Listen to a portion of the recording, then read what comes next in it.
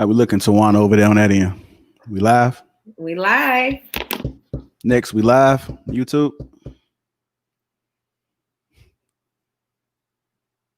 No, not yet. We live in the group, Anton? Yep, we live in the group. We live on Okay. YouTube. Hey, we good. We good. We good now, bro. All right.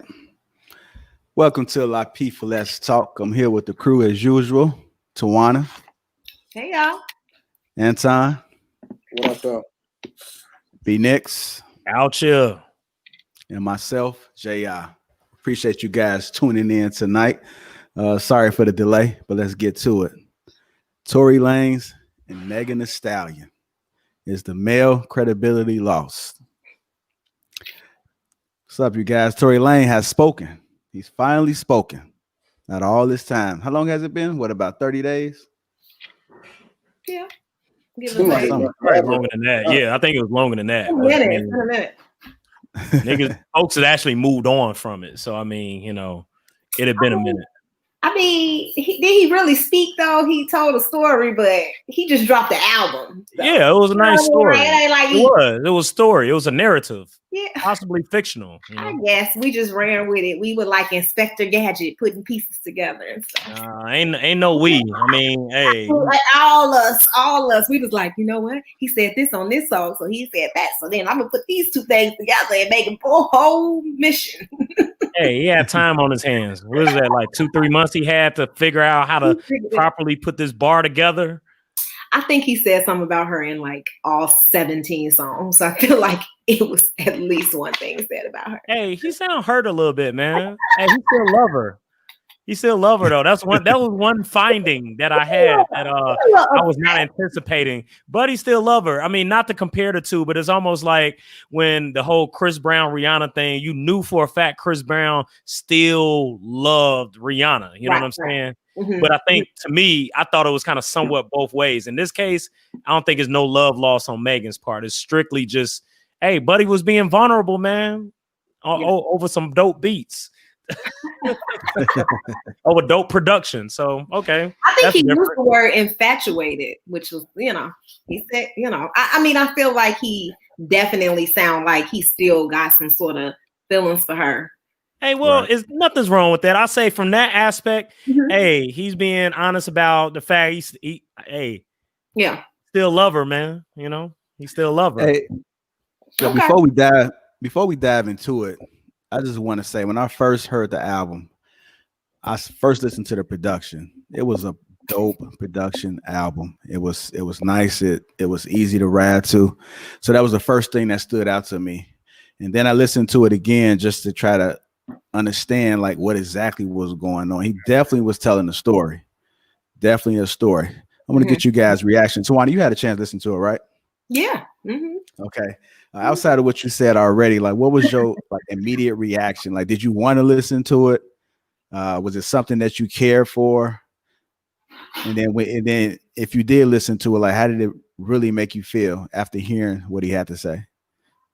I'm glad that you told me to listen to it because honestly, I only heard excerpts from the main songs, which was like the Money Over Fallout, and Bittersweet, some of the songs that were made. So I heard excerpts from that, and I just kind of was like, I don't know if I'm gonna really listen to it. And then JR was like, come on, listen to the album. So, I think initially I just feel like, everything I said before.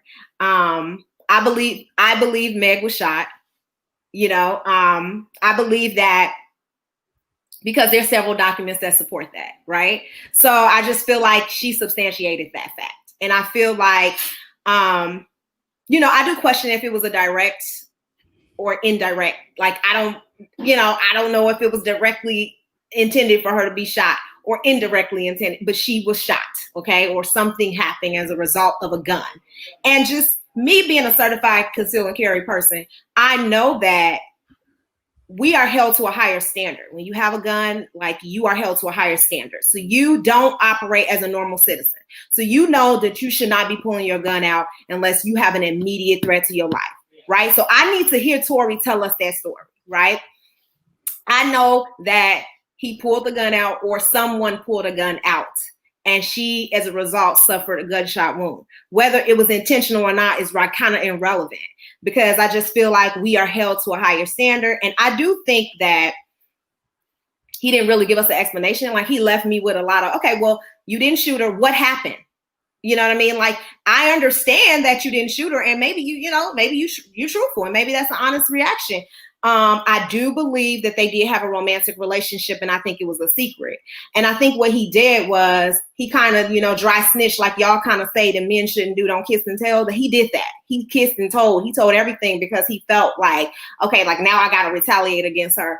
And I do feel like, there was a lot of allegations. When did he retaliate against her? Okay. In any song, anything he ever said?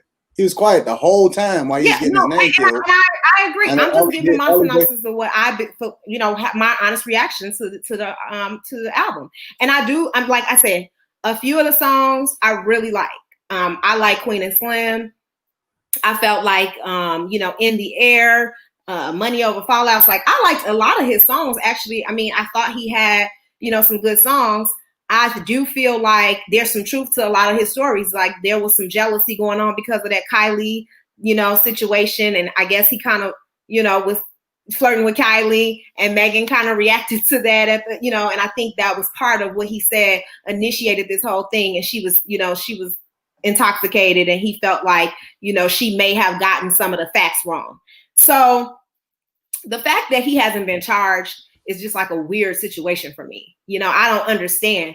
I'm like, he hasn't been charged. We got all these allegations. The police kind of said initially that she didn't have a gunshot wound. It was like, glass. So, I mean, he has to, he's telling us some stuff.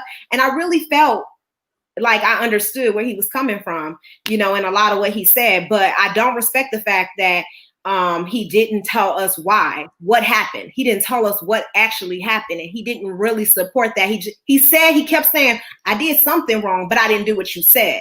And I understand there was some legal ramifications, and he explained that in Bittersweet that he couldn't talk about certain things. So I understand that, but don't put it in a song. And, I'm not Inspector Gadget. Like, I'm not about to put pieces together and figure out whether you did it or not. You're going to have to just tell me plainly, like, this is what happened and I didn't do that. Like, I don't got time to do that. So that's what was my honest reaction to it. B Nix, when you first heard the album, what did you first think about it?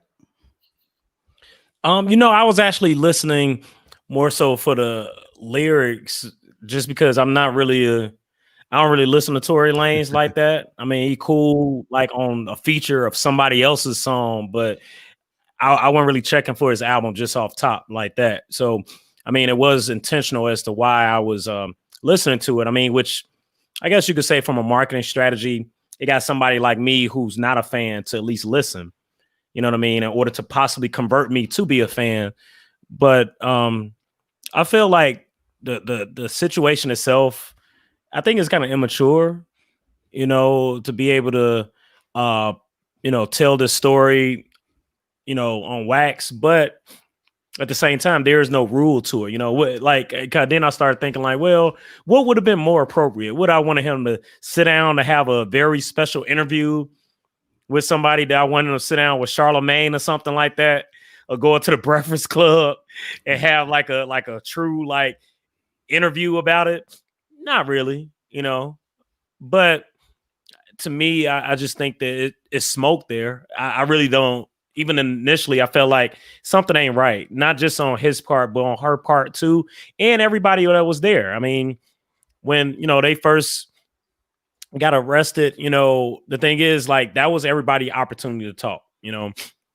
Folks didn't talk, or they just gave like very vague generalizations of what happened for whatever reasons. Maybe just because, like, hey, I'm really unclear on what happened, or I'm not trying to like, snitch on like my family that I was just kicking it with, but he is partially to blame because of the fact of his stature. And like you mentioned, Tawana, not even the fact of a person that is has a conceal and carry, but I feel like him as an entertainer, that you have to be more responsible and more mindful because of the fact that, I don't know him personally, nor do I follow his lifestyle, but I'm sure he has people depending on him to eat.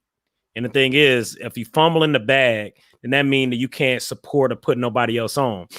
You got to do better. So the thing is, I feel like maybe that's just me as a mature, older person of him being, my junior, that you can't operate in these spaces and put yourself at risk for something to happen. Hey, if folks have disagreements with, whoever they kicking it with or whoever they with all the time, whether they were open about it or behind closed doors. Cause I didn't know. Kadena was like, oh man, he was smashing Megan. Good for him. But then he messed that up, based on this one situation. And it's funny how in life, I feel like life is about moments, right? And much as, we all grind and we do everything we need to do, life is about moments, on how you capture these moments. And a lot of times these can be bad moments that defines that particular chapter. That this moment, this 1 or 2 sentences really is defining multiple chapters of him right now moving forward. So for me, I think it was just immature on the aspect of him putting himself in position. Because like, hey, if you drunk, why you got a gun? And if you do got a gun, why did you even brand the shit? Why is it even being you? Why did it accidentally get pulled? So, and the thing is, even in some of the lyrics, he was saying like, basically like, the people that was with him, but he still didn't give me like an answer. It's like, if you're gonna give me, you have me at like, almost like at the cusp of what I think I want to know. And then it's a cliffhanger because you still don't tell me, well, what did happen? Because now you piquing my interest again. Megan did the same thing where she alluded to things. Then finally she went on live. Mm-hmm. He criticized her for going on live throughout multiple songs. Right. But then it's like, okay, bro, what did happen? So the thing is, in all honesty, I don't believe neither of them. Mm-hmm. I feel it's smoke there, but I feel like it's variations of the truth. And either they don't remember, or because of the fact we got to understand there's a level of maturity. They're both young entertainers that they know that their brand is at stake. And they don't know how to handle the situation, nor do their circle are they surrounded around people that can help them through it. It's almost like how we see in sports where we have a young team, but it's always that wily old school veteran that's there to work with the younger players. In the entertainment business, as far as rap, there are no old heads. And if they are old heads, they're probably there to manipulate you. And he talked about that, how he talked about Bun B and all these other people about like, hey, you my senior, but yet you didn't do this. So now you get into this back and forth. We heard about the thing with him and Ross going back and forth, So now it becomes like, oh, that's clown shit. You know what I mean? So it's like, what was the outcome? I almost would like to hear that, like almost like an outro, right? That would have been dope if folks still do outros like that. But do an outro and tell me a summation of what the purpose of this album was supposed to be like. And he didn't do that. So like, what was his point? Mm-hmm. Yeah, I agree 100%. That's my take, Jay. I mean, hey, another example of a conflicted black man and to put himself in this compromising situation that was somewhat self-inflicted. And now he mad, big mad, because folks in their feelings, because something that he did. He caused this issue. Right. Even if he didn't initiate it, he's a part of it. I did something wrong, just not what you said. Come on now. I ain't got time for that. I damn near don't even got time to talk about it. Dude, tell us what you did. Period. I don't know, Anton. Hey, I know you got something to say though, brother. Yeah. He been waiting. So you got the floor, brother. You got the floor. Anton, when you first heard this album, tell me what you thought. I thought that I'm going to go back to what I originally said when we first started having this conversation, is that everybody is quick to judge, and then nobody waits for the facts. Nobody is considerate of the idea that these are still human beings. And then when you compound that with the idea that once he starts talking about what he can talk about, because we also have to take into consideration, we still don't know some things. It's still an open case. You don't know who's going to be in a certain situation and whose life is dependent upon what happens as it relates to the outcome of this case, even if it's not him specifically, right? Because we still not taking into consideration that these people are human. And so when you take away all of the glitz and the glam and the popularity and what they do for a living and all of that, you have to, when you start putting in the idea that these people are human, we're not taking a reasonable position as it relates to the circumstance and situation. I don't see anybody coming back and saying, man, I should have waited because it might not have been what it seemed, but we automatically just place women on a pedestal and say, hey, she said it, so it must be real. Like, nobody ever it's almost like, it reminds me of a lot of these cases that I follow where these guys and these college students and some of these professionals, they get accused of something that wind up being false. And then nobody comes back and says, you know what? Why did she do that? Or why did she lie? Or how come she didn't tell the full truth? Or how can we vindicate this guy? He's already convicted in the court of public opinion. And it's unfortunate because that's how we've trained ourselves to operate in this society.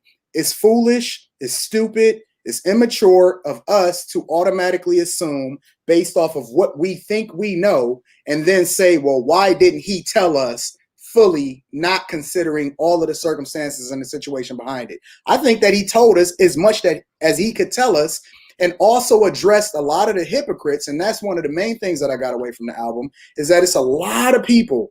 And he highlighted people within the industry that are hypocrites, such as what B. Nick said, Bun B. It's the same guy that if you look at the overwhelming majority of his catalog, profited, included his biggest song, which is Big Pimpin', that perpetuated the exact same thing that he's preaching against. So I don't want to hear nobody anymore jumping to conclusions unless they're going to come back afterwards and say, you know what, I shouldn't have did that. You know what, we shouldn't be convicting people in the court of public opinion, and we should wait till all the facts get out. And then on top of that, the biggest thing for me is, why are we placing these chicks on a pedestal? Like, Megantheestallion, I know chicks in real life that's badder than her. Like, just on a regular basis. Like, so because he smashed her, that's supposed to be an accomplishment? That don't mean nothing to me. She ain't nothing to me. Like, to real dudes. Hey, I do give that brother props. That So, buddy like about 5'1", No, so I because- do give him some. because what you said was, Hey, you brought your A game No, he for said that. he 5'7" in his song. He said he 5'7". Sure, whatever. Like let's nope, put that what you straight. said, and then he messed that up. Like, was that a privilege? You know what I'm saying? Like, that's a dime a dozen. That ain't nothing. His text afterward is You're so getting damaging. away from the real point. His text is And the damaging. If he didn't even The real thing that comes along with this is most of these people are wrong to automatically jump to conclusions and automatically pick. Well, and I don't think that I agree. jumped to conclusions. I felt like I felt like I did. I mean, I feel like honestly, both of them are at fault. So I mean, I know that we're that's talking my about. thing. I'm not even saying she's wrong for anything other than not telling the full truth if you were going to go on live and have the conversation. Because what he's saying is that's not even accurate. That's not even the full truth. It might not be. Also, like, he's not saying that I don't have something to say. He's saying that hold off and let convict in the public opinion before y'all got all the facts. Right. Well, I agree, but you know what? Honestly, like, we got to also think about it. Like, I still hold him partially responsible. I hold him partially responsible. Huh? What happened? Oh, for putting himself in the position.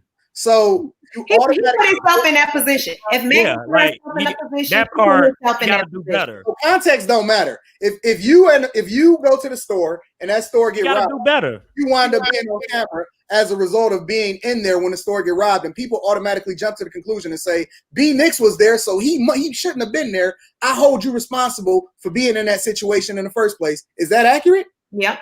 Mm-hmm. I mean, I think that's a reality for me. I am looking at it like, shoot, I knew I should have just went straight to the crib. Or unknowing. If anything, I knew I should have had an Uber. I knew I should have left that party. I knew I shouldn't have went to that party. I knew I shouldn't have been on BS.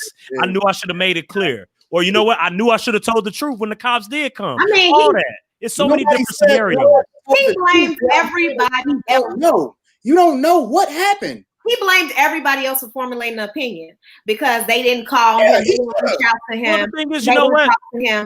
That was his whole entire album. No, I remember that. I forgot which song, but he said that and stuff when he was going off. Like, Yeah, sorry, I got something. Whatever the name of the song was, sorry, whatever. Sorry, but I had to. That was a good sorry, one. but I had to. So the thing is, it's like the thing is, it's like shame on you for really thinking these your friends. It's like Jesus, I got people I work with. If I don't hit you up, if I don't call you on your phone, we not squad like that. So shame on him.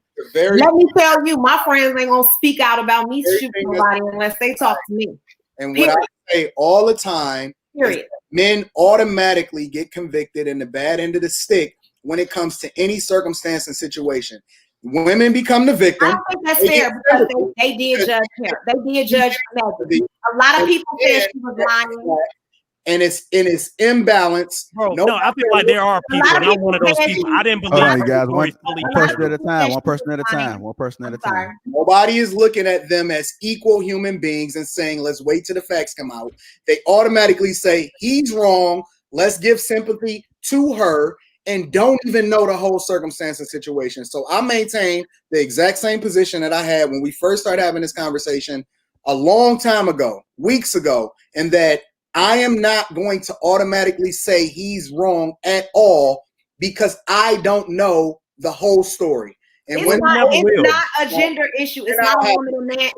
We never will know the whole issue. It's a credibility issue. He never. You don't even listen to Tory Lanez. What you mean? He never publicly. He ain't never been in no trouble ever in his life. What credibility issue do we have? Well, he obviously was too infatuated with this woman and got himself involved in a situation that he can't get out of. You still make assumptions. It don't have nothing to do with credibility. He's never did anything. It's a credibility issue. He should have spoke out. He should have said something directly. You don't speak through real. You don't expect nobody to respect you because you said something. They say is you have the right to remain silent. You be quiet until the case is over, and then you have the conversation. But now he has no choice. He don't have. How do he not have a choice? He still ain't talking. He's still not telling all of the details because there's people's lives in the balance. It doesn't matter about what. That's what I said. You're not listening. I said he has no choice. You can't speak out now. Because with who? He's never done anything wrong. How do we automatically kill somebody's character and say he got a credibility? But he himself said, I did something wrong, just not what you said. Right. That could be anything. That could be I did something wrong as far as trying to talk to Kylie when I was there with you at the party and you invited me. You don't know what it is. About that. That don't have nothing to do with crime. The fact is she was hurt. The fact is there was gun every day. That ain't got nothing to do with it. There was gun shells in her foot. The facts remain.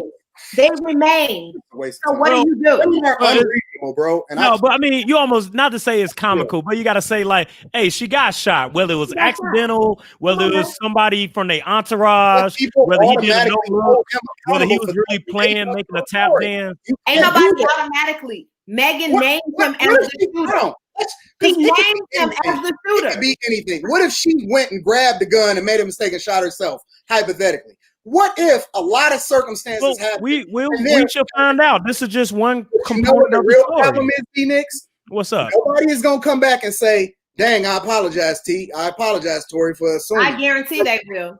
It would. Like going back to what we talking about earlier, for his real ones, name me real people in history that has ever happened when somebody did something wrong, or they assume that somebody did something wrong, and then people apologize and made up. It's a part of me, Anton, that feels like, who cares if these not your real friends anyway? Right. Why should I even care? Because this is the same. If it can happen to him, it happens to regular everyday guys, and I agree. In the court of, that's why I care. You asked the question, who cares? I care because it's not right, bro, and it happened to guys every single day. I don't like, because the thing is, if there's something, let's say if I was in that situation, I got to look and reflect on what I did, on how I could have handled the situation better for the future. But for people, I can't control what other people do or think. And that's the thing. That goes back to your own internal locus of control. I can only control my own destiny. You can't even control your own destiny. Because if you're in the wrong area with the wrong person that you don't know, she can automatically say anything and accuse you of anything without you even doing anything wrong. You don't have control over that, is my point. And that when we continue to have these conversations and these same narratives come up on a regular basis, you can't automatically assume that she deserves sympathy. And why did she get back in the car if she felt so unprotected? He spoke about that. Why did she get back in that? But I didn't hear that. I don't know that that's true. Oh my God, dog. That's just his account of what happened. I mean, it's his opinion. He was drunk too. How do you know what happened? I mean, it's his opinion. I mean, I'm not saying like I think I just want to be clear. My interpretation of the situation from his vantage point is not now supporting her vantage point. It's not binary like how you trying to make it out to be. It's not binary at all. That's not even the purpose. I feel sorry. You always try to paint women as some other person. I feel sorry for men. This women right now. Megan not to be put. Hey, fellas, these chicks are not to be put on a pedestal. That's why we treat them the way that we treat them. Because they put I'm not going to say that, Anton. Because I'm going to say like folks need to one at a time. Next one at a time. Really? Really, JR? Okay. No, that's the reason why I'm saying it. Because if you actually hear it, it's coming in. You can't really hear what you guys saying when you all talking. Yeah, I know. I heard Anton. I heard him clear as day. Okay. All right. Well, let's go bring me to my next question, which is the actual album. Do you feel that he was wrong for speaking out on the album? Because a lot of people said that they felt as though he was trying to make money off this whole situation. So do you feel by him expressing his thoughts on the album was an issue for you? You know what? Initially, my very gut, when I heard he did an album, before I listened to it and really kind of understood, like, okay, like, oh yeah, this is a money grab. This is like attention seeking, because we see entertainers do stuff like this all the time. Not this particular example, but they do create momentum in order to gain attention and streams and likes and relevance. But the thing is, you know, like I told you, as I started listening to the album, it's like, okay, I'm gonna still listen to him as an artist, but it's one of those like, well, what no one could answer, like, well, what is the proper vehicle in which he should have communicated this information? Was it supposed to be in court, like live, which isn't going to happen because none of them gave like authentic stories when they were apprehended. So that opportunity to really have that day in court or through the legal system is really kind of flawed unless it's some civil suit or some shit. So the thing is like, if anything, was Megan, because the fact she gave her perception of the story through live, is that like better than an album? So it's like, who are we to now say what's the proper vehicle to communicate information? So to me, hey, if that man feels that putting it on wax is a safe space for him to be able to provide his interpretation of what happened over dope beats, so be it. If she felt that through live, weeks later, that's the space in which she felt more comfortable to state it, fine, so be it. To me, it's just their opinion, man. It honestly, I don't care. Like, I care, but I don't care like that. It's one of those, like, it's way too much other stuff I got going on to really worry about two individuals that not really being truthful right now because of, case is still pending, or I was slightly tipsy, so I can't recall the whole information. If anything, can we talk to somebody that's not Megan or Tory Lanez? Where are the people that was actually there, those other two individuals that he referenced and that she was aware of when we saw the video of them getting arrested, with them having to, like, man, be face down on the ground? Yeah, it's like, I'm sure what they gonna come out with a book, and then we're gonna say like, oh, well, they shouldn't have came out with a book. They waited too long for the book. Like, what is the proper vehicle to communicate such an issue? Right. We would never know the true story, in all honesty. Anton, how do you feel about him releasing an album? Do you think that's an issue? The possibility he could make money off of it? I think that different people vent in different ways. And I think that, you know, the way in which he chose to deal with this particular issue, he would prefer to put it, you know, in the way in which he's most talented. He packaged it in a way to where he felt like it would best paint the picture and how he wanted to communicate and say what he wanted to say. And I honestly, I'm a big fan of Tory Lanez. I think he's one of the most talented songwriters of this younger generation. And I love a lot of the stuff that he's done. And I thought that it was very well put together and spoken, in which he was able to address a lot of people in a controlled space to where he wouldn't be out of his element, and he can speak it the way that he wanted to speak it without it being convoluted with somebody else's narrative or a way in which he didn't feel comfortable talking. So I thought it was awesome. I thought it was dope. And I thought it was the perfect platform for him to speak and address mostly a lot of people that he felt like was on his team and took advantage of a lot of his talent, mainly because a lot of these same people that he spoke to and addressed are benefiting and profiting off of him and what he does for a living anyway. So I thought that it was the perfect platform for him to address how he felt about the situation, considering the circumstances and the fact that he can't speak extensively about something that is possibly still an open case for other people that may get in trouble as a result of it. Tawana, how did you feel about him releasing it in the album? I mean, I think that it's good that he used his platform to humanize himself, because I do agree with him that, people didn't understand like that there were two sides to the story, right? And jumped to a lot of conclusions and attacked him. But what I think he failed in was really telling us what truly happened and using that platform to really put the true narrative out there. And I don't understand, why he decided to, just kind of out their love story and out their whole entire journey, due to this whole entire situation, and kind of, gain sympathy from us. And I felt like, a lot of people took that. It doesn't take away his credibility. And he had some amazing songs. And obviously, like B Nick said, some of the beats were cold. And I enjoyed his poems, and I can really appreciate his music without appreciating the platform and the way he decided to, talk about this incident. He tried to kind of minimize it, and he tried to gloss over it, and I don't respect it. So that's just my opinion. What's kind of funny is that even though Megan was the victim, she released her statement by going on live, and nobody criticized her.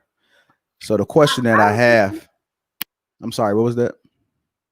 No, I mean, I criticized her initially, but go ahead. I mean, I want you to finish your story. Yeah, it was. A few people did, but the majority people seemed like they just listened, and then Tory Lanez automatically became, he had a target on his back. So my question that I have is the male credibility lost? Be next. Give me a little bit more context. Like lost in a sense of being in these situations, or just as being a man, you have no credibility, or? Yeah, well, like when I give you an instance. Men versus women. When it comes to women and what they say, as a result of how things have gone in society for as long as they have, is men's credibility automatically killed based off of the accusations in this situation that we just seen played out? Exactly. The question was, have we lost it, right? Yeah. I don't think we ever had it. Like, that's the thing. You got to have it to lose it. I feel like what we're competing against is just historical culture of how these situations play out. We talked about this in previous shows about rape culture, right? Where we say like, hey, a man rapes a woman, but a woman can't rape a man. It can be done, but guess what? We don't receive it that way. So, I mean, if we're talking about it from that particular angle, no, we don't have any credibility, whether right or wrong. But I mean, I'm not saying it's actually okay, but knowing the reality of the situation, and maybe as a man, I do have to hold him to a higher standard that I want to say, like, bro, you got to know better. You got to do better. And the thing is, I think that we've all been in situations that we have to understand the space in which we operate in, that we may have to move different. We move different when we go to certain states, certain towns, interact with certain family members, certain people, work at certain jobs. And you know what? I've had conversations with friends of mine because of the aspect of what I'm speaking to is kind of like code switching, right? Where I remember I had a friend of mine that says, like, you know what? He doesn't believe in code switching. And he feels like that has always been the downfall of us as Black folks, because we feel that we do have to switch up, right? But I mean, I admit I am from the mindset that I feel like you do have to be adaptive and flexible in certain spaces. So, I mean, what Anton, I know, is going to speak about, which is the true injustice of being a man in certain spaces. But I do feel that like you do need to adapt and act accordingly in certain spaces. We see this like even you know, in the political aspect of the world, where it's like when someone say, "Oh, you need to act presidential," it's like, well, define that. You know, it's kind of like according to whose standards and norms, we see things that are being broken down. But right now, where we're at in our society, he has to do better because the thing is, it is a level of bias. But the thing is, because of that, it's like, hey, you know, regardless, some people even joked online, like, hey, technically Megan has more size and probably more strength than him, jokingly speaking. So she could probably take him down, honestly. But at the end of the day, he's still a man of power, and he put himself in a very vulnerable situation, whether right or wrong. I feel like he can't operate in that space, even if it's not this situation. But if something like this was to happen again, my only hope is that, and taken away from his album, is like, these are lessons. These are very hard lessons that people have to learn. And I feel like in that regard, men are the minoritized group in which we don't have the leverage. We are treated with a level of bias based on just cultural norms, based on our society before we were even born. But, you know, to your point, you got to have it in order to lose it. In those spaces of men and women, as far as what happened, what didn't happen, because this actually plays into the whole I forget the name of it, what Protect Black Women movement, right? And the thing is, I feel like this may not be one of those good examples, but I think it does kind of dovetail a little bit into, you know, that population of people as well, to feel like, hey, well, she wasn't protected. That as a man, why would you even have a gun to brandish to a woman? Now, the thing is, I could say that honestly, why should he have to brandish that gun to another man? You know, like, I'm still in the mindset, like, he shouldn't have had it anyway. It could be a group of dudes. It could be dudes night out. Why are you drunk with the gun on you, brandishing the gun? And if you didn't have the gun, cool. We will soon find out.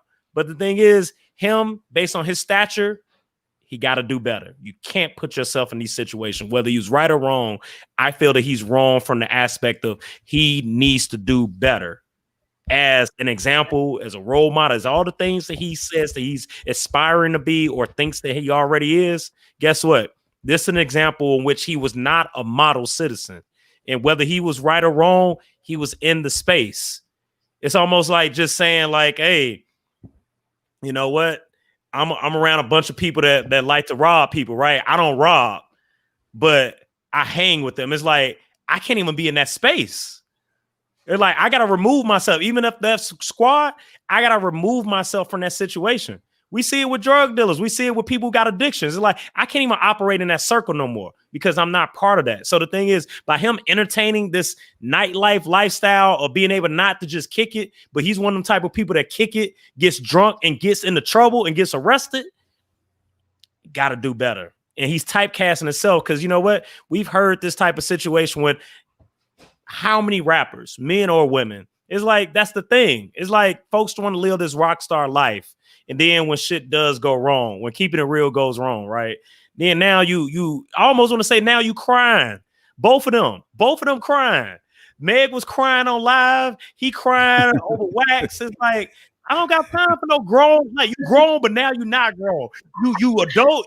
You a folks, and then now like, oh, you Bun Beast Jr. Like now, like, oh, now you a child again. You can't have it both ways, man. You can't be scared about the consequences that happen from your own actions, whether he pulled the trigger or not. He was in the space, and you know what? This would have been very telling as a mature adult. If he didn't do it, he could have just simply told the cops who did it. Wow. And this all could have been put to bed. But you know what? Now we saying like, oh no, we can't do that. No tricking. We can't. He complained. It's the no tricking rule. On one of the songs about like, oh, I got rappers basically telling the cops on them. So the thing is, they're like, no, we can't tell the truth. Rappers don't do that. According to whose standards? Of somebody that would not do the thing that he's advocating that this other man should do. If you and JR was sitting in a situation and something happened and you got assumed that they thought it was you, and you have the opportunity to later prove that it wasn't you, but you not trying to throw JR under the bus, you telling me you're gonna automatically say, yo, JR did that, man. You know, I got a response for that. I got a response, right? The thing is, this goes back to support my example. Based on where we at in our points in our life, I would have did that shit and lied. Like if that shit was even like a few years ago, right?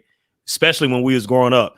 B Nix right now, I wouldn't even fucking kick it with JR if I knew what That's the not fuck what I asked. on. Would you immediately say, yo, JR did that? No, I wouldn't have been in the space to have to tell anything. That's the thing. I wouldn't have to say it. I would have been right here at my crib.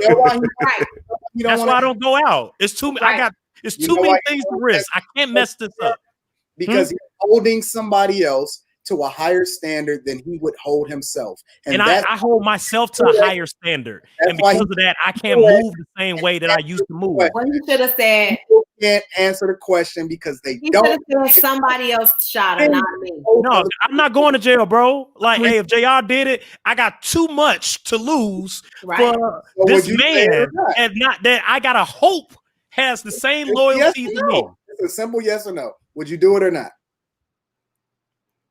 The very fact that you even got to think about I would have to. Unreasonable. No, I would have to. You have to. I would have to. I know that's sad, right? As a black man, I'm saying I was snitch on my brother. The point that I'm making is that the fact that you put you in that situation. I got too much to lose, man. I can't. I'm sorry, JR. I know you my brother, but that's why I can't kick it with folks. Don't put me in that situation. Don't put me in that situation. Well, you can't say you can't kick it with folks because you do go out. It's true. I can't. And things can happen. I mean, things happen in a given moment. No, I don't. Hey, I don't do well. It could be on the way I home. don't do spur of the moment situations no more. I don't. I got the strap. He talking about things can happen one day. Right, things can happen at any given moment. Hey, any given moment, we could be out. You gotta keep the burner on you while we going out just to go to somebody's crib. Nah, man. Don't even pick me up. Let me even drive my own car. And JR knows this. I don't even like driving with people. Yeah, I don't even think that's a question about people asking if you strapped or not. If you hop in the car with me and we go on a brunch, do you have your conceal and carry card? Do you have your FOIA card? As long as it's concealed. Nobody's asking that question. No, it is layers to it. I have to ask those questions now because old B Nix would have been like, shit. I mean, now because we got this podcast, but no more. I need to know if you got papers on this.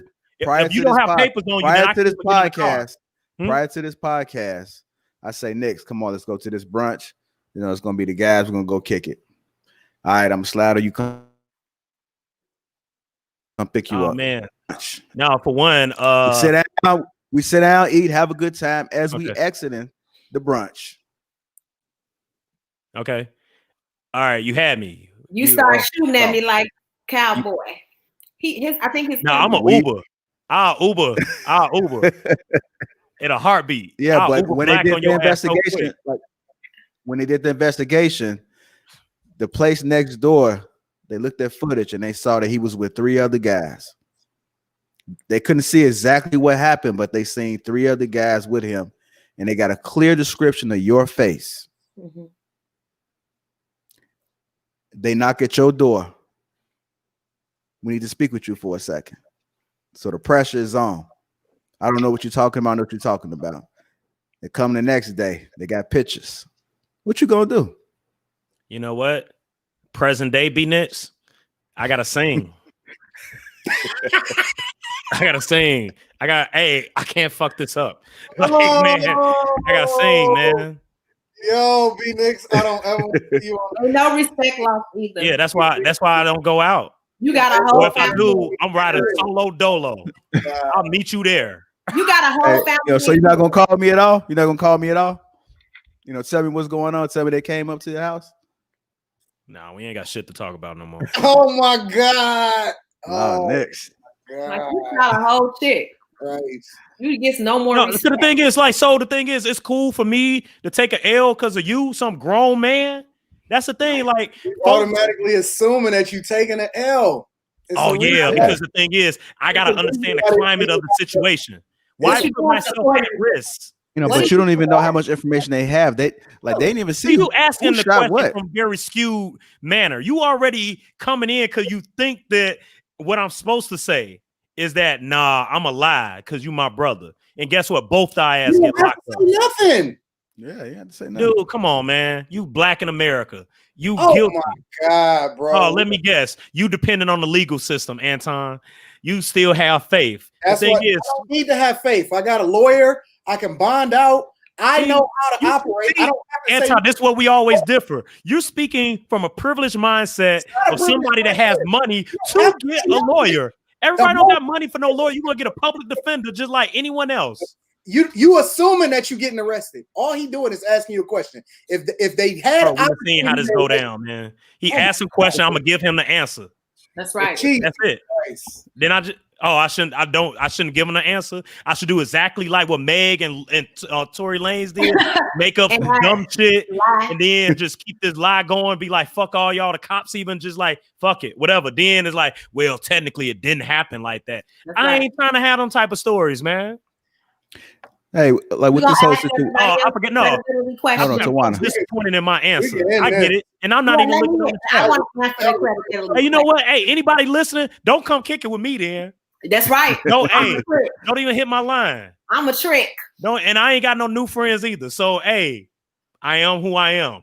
I'm cool with that. I'll be right here. Guys, I want to ask this question. All right, it's a lot of situations that's been going on lately, and they've been talking about protecting Black women, that women are not protected. And I just wanted to ask you guys, do you feel like that protecting Black women is being used loosely, that term? Tawana? Man, you went straight. I got in trouble with the lie. I'm gonna jump in just to play leadoff hitter with this question. You can't do that. You know what? I got in trouble with the last podcast for that. But it's not about it's your own honest opinion. It is. It's my own honest opinion. I do feel like the term is not clearly defined. So operational definition of that. Sometimes people mean physical protection. Sometimes they mean emotional protection. And everyone has their idea of what protection means. Do I think that Tory Lanez, in this incident is an example of Black women not being protected? No. I feel that they have a specific circumstance that was domestic violence related, and like we need to keep it in the lane that it's in. I don't believe that we should be trying to add that as an example and trying to draw off that. But a lot of women do. So I want to respect people's opinion. I do think that sometimes protection is not defined clearly, and sometimes it can be difficult for men to understand. And I think that our audience is men. When we're telling you Black women are not protected, in my opinion, the audience is men. So if the audience is men, it's like, what's the goal here? Are we trying to get men to protect us, or are we trying to, help make sure we're on the same page? And if you have a different idea of what protection means, because I don't think that jumping in front of a bullet in front of me is protection. I don't know if that's how women see it. Like a man gonna protect the stranger that he don't know, or a woman that he never met in his life. I don't know if that's what my idea of protection is. But do I think that men shouldn't degrade us? Dehumanize us, talk about us as if we don't have a place in this world, discredit us. I think that all of those things are a lack of protection, in my opinion. Anytime you're criticizing Black women, just, going off, talking about us in a negative way, even racializing us, because that's what a lot of people do. They racialize us based on the experience of another woman. And they will say, oh, all Black women do this, or this is how Black women are, and it's like, that's not even protection. Because we are all different. We all are diverse. We all have different ways that we, go through life, different experiences. And so nobody wants to be, dehumanized. Nobody wants to be discredited. So yeah, I do think that to answer your original question, JR, I do think that, it is used too loosely sometimes. And because there's so many different definitions, it can get lost, and so the actual focus gets lost. Yeah, I mean, I hear you, and the thing is, like, I want to be clear. Like, I'm support anybody's movement. We've seen it with the Me Too movement, the Black Lives Matter movement, the of course, the LGBTQ plus community with their movements. I mean, Right. even locally, how they trying to like strip the name Boys Town and stuff, you know, because it still like speaks to male privilege. You call it Boys Town, so it's talking about really being homosexual as a man.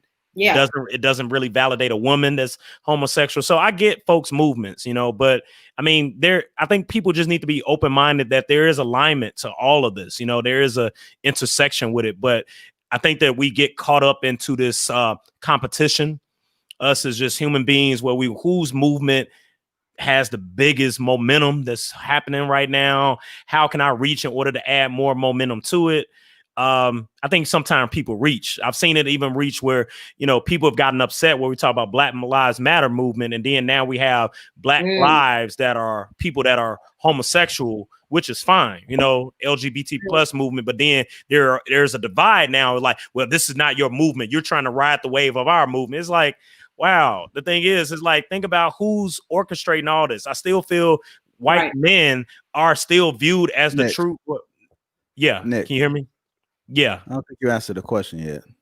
Do you feel like that term?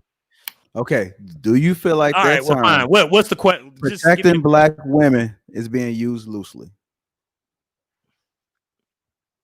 I don't yes know. Or no? No, I don't think it's a yes or no. Again, it's not binary. He always trying to say yes or no. Yes or no. Pick a side. Bro, no, because I don't like being boxed in. I mean, y'all try to do this every show. It's like, dude, everything in the world is not black and white, man. Man. It's not. Y'all make if shit was black and white, the world would be so easy to live in. I'm not saying everything. It's very complicated. I'm not saying everything is black and white. You are though. That's specifically this question.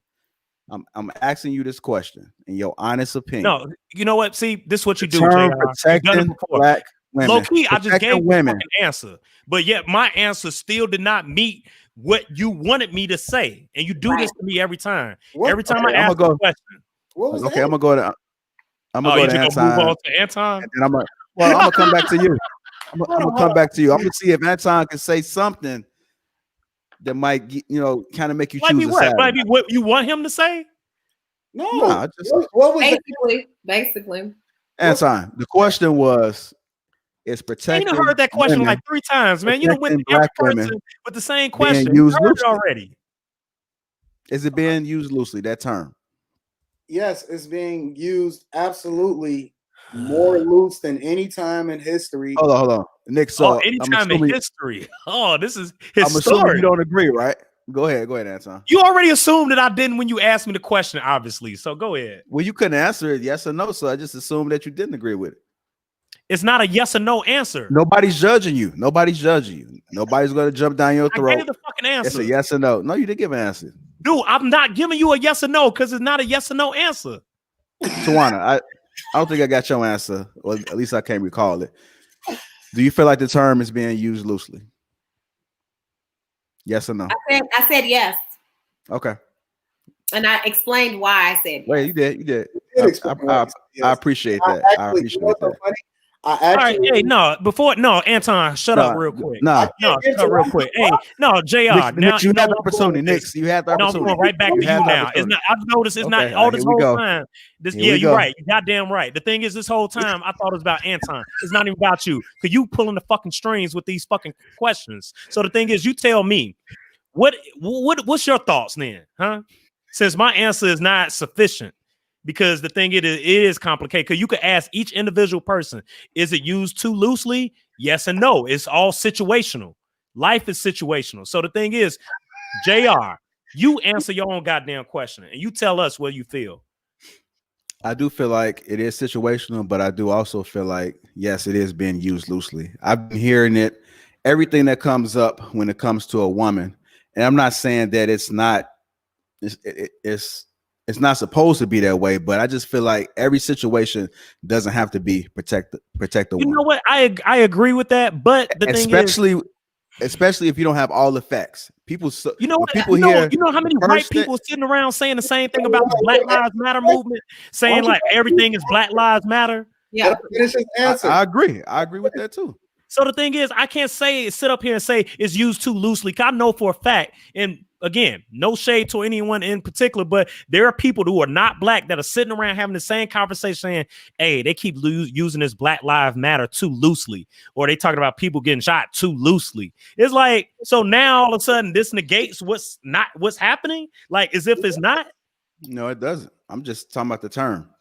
Like, I think each situation has to be right. The term is real, but each situation has to be looked at, and then you have to kind of get all the facts first, and then you make that determination. So if you just said we got to get all the facts first, protected, and I just told you it's not a black and white answer, it's not a yes or no answer, and we don't know all the facts. So now I gotta give you a yes or no answer. Talking about in general. You don't got all the facts.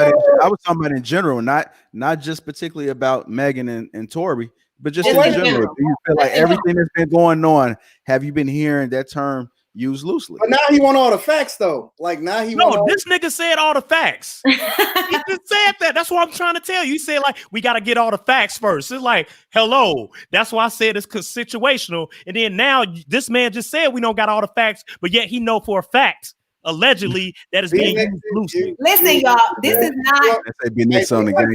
He should be on a presidential debate, bro, because he is skirting around all of the questions and he's not answering it, and then he'll go to something. No, it's not used loosely. All right, like you want to answer? No, it's not. It's like this whole protect Black women movement.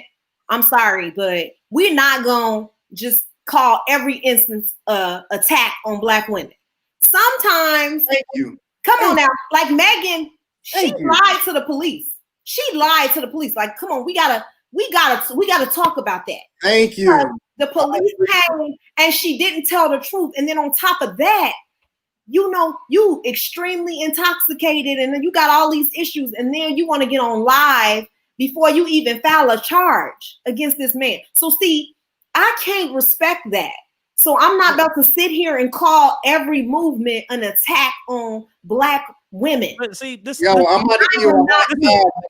is what's wrong with our society. Because the thing is like we marginalize these movements to like one or two situations. And the thing is, you know what? If you want to really think about, I look at protect Black women from the aspect of why can't Black women be in leadership roles? Why can't Black women be a councilman? Why can't they be the fucking president? Why can't they be a senator? All these certain aspects. When you say protect Black women, the thing is, that's why I say it's not a yes or no answer. Because what context in which we're speaking about this, you know what I mean? Everybody, like Tawana just mentioned, is this a domestic situation? Is this a workplace situation?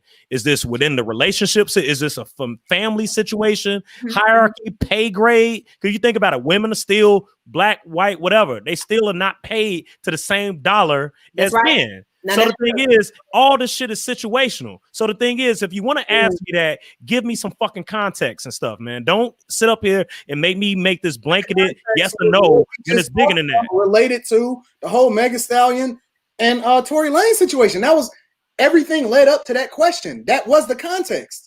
But now you're trying to act like that wasn't context so that you can skirt around the question, and then you want to bring in all of one situation, bro. I set up here. We done set up here like 45 minutes talking about this Tory Lanez Megantheestallion situation. I just said I blame both of them. So then it ain't even wrong, right? Yeah. Like both of them is in the wrong, right? They have a role to play. Right, but you know what, Anton? Go ahead. Say your piece, brother. Go ahead. Yes, they are. What's up? Yeah, hey, we're going to end it on that note. Do you feel like they both was wrong? Absolutely. There's 100% accountability for both Megan for lying to the police, for her entire way she has presented this information through live instead of, going through the proper channels. And then also with Tory not really being forthcoming about what his involvement was in this entire scheme. And I think that is super crucial to this entire thing. It's like they both kind of don't take accountability. I just need to, hear both sides and then kind of dissect it from there. I feel like it's a domestic situation, and I think we should treat it as a domestic situation. And I think that it's just like totally separate from this entire movement of protect Black women. Anton, you feel like they both was wrong? No, I don't feel like they was both wrong at all. I don't think that either one of them is wrong up to this point, because I don't think that there's enough information for me to be able to make that determination. And the thing about me is that I'm consistent on both ends. I don't think she was wrong, and I don't think he was wrong yet, because I don't know what happened, because I don't think any of the real details have come out yet. And when they do, if they ever do, then I'll make my determination. But until then, I never assume that anybody is anything other than what they say or what's been proven to be true. I never make an assumption. So no, I don't think either one of them is wrong at this point. Can I make a point of clarity? Because the thing is, I want it to be known, and I mentioned this earlier, that I blame both of them, not because of who got shot, but being part of that situation. The thing is, you can't just sit up here and walk away from like, oh, I don't know what happened. You was part of the situation. Either you was the actual aggressor, the victim, or the witness. It's three sides to that story. So the thing is, folks had the opportunity to go through a formal process when they got arrested of what happened, who did what. You had your opportunity. You missed it. Both of y'all. So the thing is, if anything, both of them need to just go on and just focus on their music. But the thing is, you want to have it both ways, right? You don't want to talk to the people who actually can help you, but yet you want to talk to thousands of strangers, you know, that you don't know personally, and then be mad at these people that you don't know personally because they talking about you. Bingo. That's the part, like, I can't rock with that. So the thing is, you know what? As an entertainer or anybody in a public position, you got to do better. Because the thing is, you're putting yourself in your situation. Because the thing is, they got family too. So the thing is, now you got your family having to answer, having to be accountable for what you did because you're a public figure. That's added stress, extra drama. And the thing is, it could have been avoided. So the thing is, my only thing is that I truly don't care, nor I don't think we'll ever get the full raw story. But the thing is like, I just hope for the both of them, they both got to do better. They still Black individuals that's in the entertainment industry. So the thing is, if they really want to sustain that level of success, they got to do better. You can't be negligent. You can't be immature. And that's the thing. I'm blaming them not on the situation at hand of who shot who, but the fact they put themselves in that situation. I do fault them for that.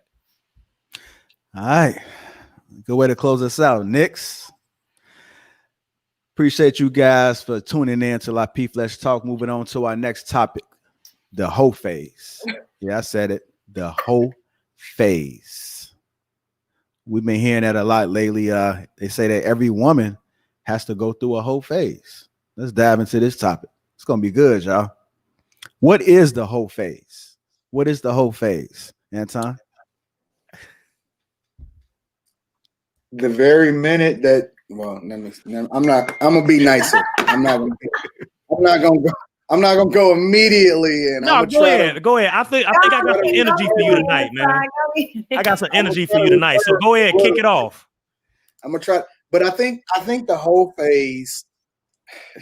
I'm gonna do it the nice way. I think the Hoe Phase is what's been validated in society as women thinking that it's okay to just have sex regularly with random men or men that are not their husbands, and they think that they are empowered to be able to do so because, and I think that a lot of it comes from men and male behavior over the history of humans in general. Men have for a long time been able to get away with sleeping or, celebrate the fact that they've been able to conquer or sleep with multiple women. Even if you go all the way back to the Bible, like, it's people that's been celebrated in the Bible and they've had, hundreds of wives and thousands of concubines and all of these other type of things. But the thing about it is that I don't think, and again, it goes to a lot of the conversations that we always have,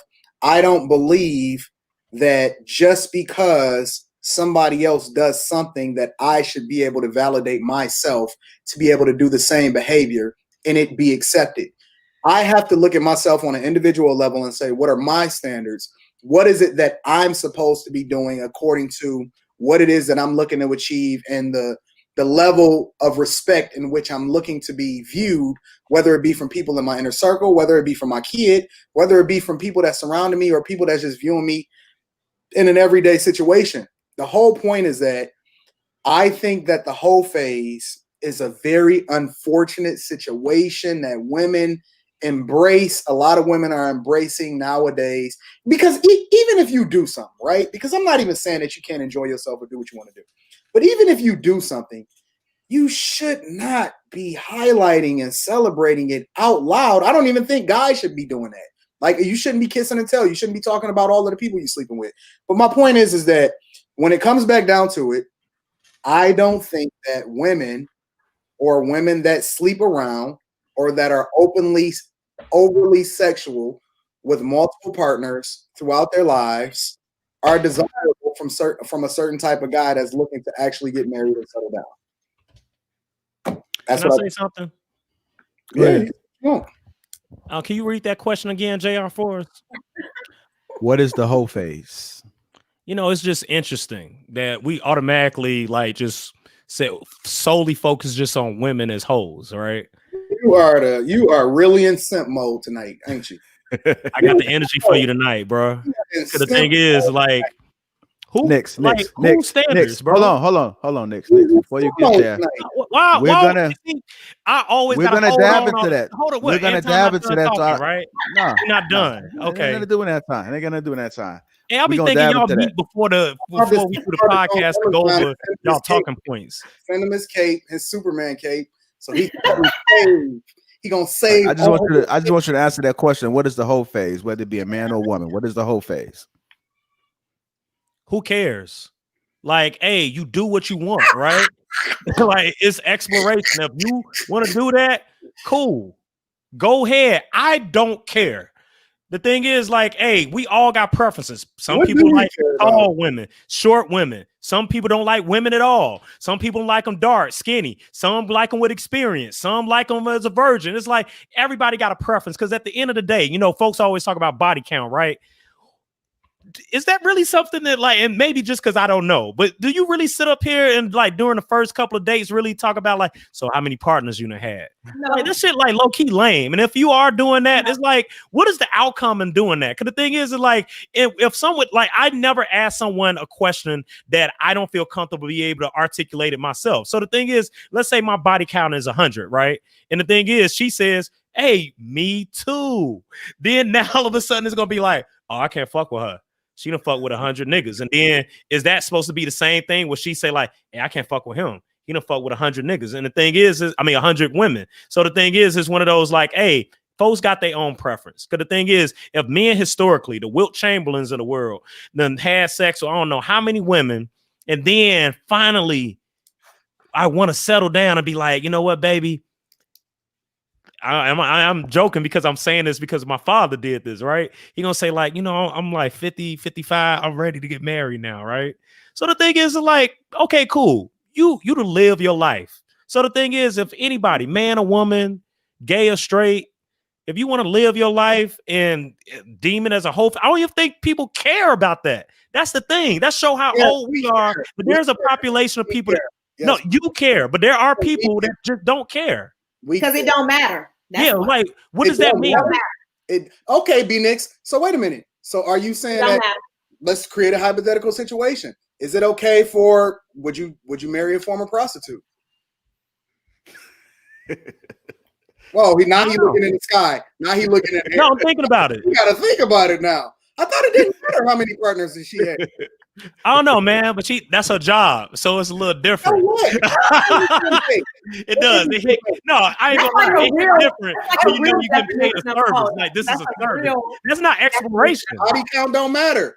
No, but but my philosophy was grounded off exploration. Oh, now it's exploration. I did say that. I said that initially. I did. Now we Christopher Columbus. No, I repeated myself. Like I said it earlier. You can replay the tape. I said this is about exploration. I know I feel away knowing that you getting paid for this. You know, for one, I mean, you're a professional. But for two, I don't know if I'm ready for that. You're not, but wait a minute. I mean, it's preference. Like, hey, talk about this. So the aspect that I said preference, I didn't say it was my preference. I said there's a preference. That's right. So don't personalize having a general preference that's my preference. We marry hoes all the time. Here's a better question. Go ahead. Do you care that she is a former prostitute? Oh, we still on the prostitute? It's Yeah, I do. we're I not do, gonna- but solely because of the fact that like that was a job, that was a source of income. Mhm. So I do feel a way about that. pay for it. Yeah, I forgot. Like Prostitute is that's my different from preference. That's my preference, right? I can't have a preference. See, that's the thing. You and JR always y'all judge people, man, based on their preference. Right. And if I don't give y'all a satisfactory I answer, haven't even said nothing. no. I haven't said nothing. You part of it, bro. Serious, bro. Nah. You asked the question for one. See, acting like it don't matter. Is it my turn yet? Let me see. When it matters, it's a preference. It's like, you know what I'm saying? You got to be consistent the whole way. I am. I'm being consistent. I am. Always give you two perspectives. Generally speaking, and then I always tap my chest, be like, well, personally speaking, I'm very consistent in that. Oh God. We know damn well B Nix ain't about to judge no woman based on how many women men she slept with. So why are you trying to? I didn't know you was gonna get that big mad over this, man. It's Right. like, No, dude, man. man. Because you Yes, keep trying to sir. walk the president, bro. And I can't let that keep sliding. Let me talk about this. There's nothing to slide. Tawana, I got a question for you, Tawana. I got a question for you. Uh-huh. What is the Hoe Phase? Oh, so you just gonna make me answer the question? Well, that's the question I asked everybody. You know what hoe is used as a derogatory word to shame women. So that's what I think hoe means. And so what y'all do is try to say, okay, because she slept with multiple men. How many people do you need to be deemed as hoe? Like, I'm just asking, what's the Hoe curious. Phase in general? The hoe phase, Man or woman? listen, the hoe phase means that you may have multiple partners. You may be sleeping with multiple people at the same time. You know, you're going through this phase where you're getting to know people. And honestly, it's not strangers. It's not like you're getting paid for it. It's more so like I connect with maybe I connect with 2 men and I'm sleeping with both of them. Maybe I connect with 3 and I'm sleeping with all 3. And primarily, a lot of women do it because what happens is they're in relationships when they're very young, when they haven't decided what they really want, when they're still figuring it out. And then they get to a certain point in their life where it's like, dang, I haven't experienced this. You know what I mean? Like I want to see what other men have to offer. Like I want to date other men. And sometimes you find multiple men you want to date at the same time. And so men try to shame women and call them a hoe for doing those things, right? And it's like, well, honestly, I'm a grown woman making a decision. And, you know, men don't like to see us as sexual beings, but a lot of women, we're sexual. We want to, you know, we want to experiment. We want to know what we like. We want to, you know, see what kind of things that men do. We want to experience different things. And so that is not to be shamed for. You know, some women are sexual and some women, you know, they really enjoy sex and that's why they do it. And then some women do it for terrible reasons like depression and it's like to fill the void. And so I think it's important to recognize the different things that women, you know, like the reasons why women do this. And it's not always, you know, just for this empowerment thing. And I don't think it's necessarily associated with that. I'm almost curious where I think we talked about this a little bit on the show last week about where we're at as far as different stages in our life. Like, when is it like a problem or not a problem, but when is it like when you shouldn't be in the whole stage, right? Because the thing is, I feel like it's almost like pockets of certain chapters in your life when it's like acceptable versus, you know. You know, let me tell you why you can't put an age requirement on it. Because guess what? Sometimes women, you know, we may be married from 25 to maybe 37, right? And then after 37, it may have ended. And then that may be the first time they're exploring, you know, sleeping with other men and like dating other men and stuff. So you can't really like what we define as the whole stage. I really don't think it should be a derogatory thing. I think it's self-exploration thing. Oh, you're right. Exploration. Because Anton, you actually mentioned this on one of our other shows. We were talking about it came up. We were talking about like sexually transmitted illnesses where it's a rise in older people because they're having more unprotected sex. So the thing is like, hey, they may look at it, hey, I'm living life and I'm living free. So the thing is, like, I don't think it's a derogatory thing, and it's not always just like, oh, I'm sleeping with a bunch of men. Sometimes you sleeping with men like that you have a rapport with, like that you have a relationship with, that you cool with. Like it's not always just like I'm just out here giving it to anybody who gives it. You know what though? That's not what it is. You know what though? I hate to say it, like a guy, like it's almost like this. And generally speaking, right? Just to be clear, that's a disclaimer. Disclaimer alert. So disclaimer.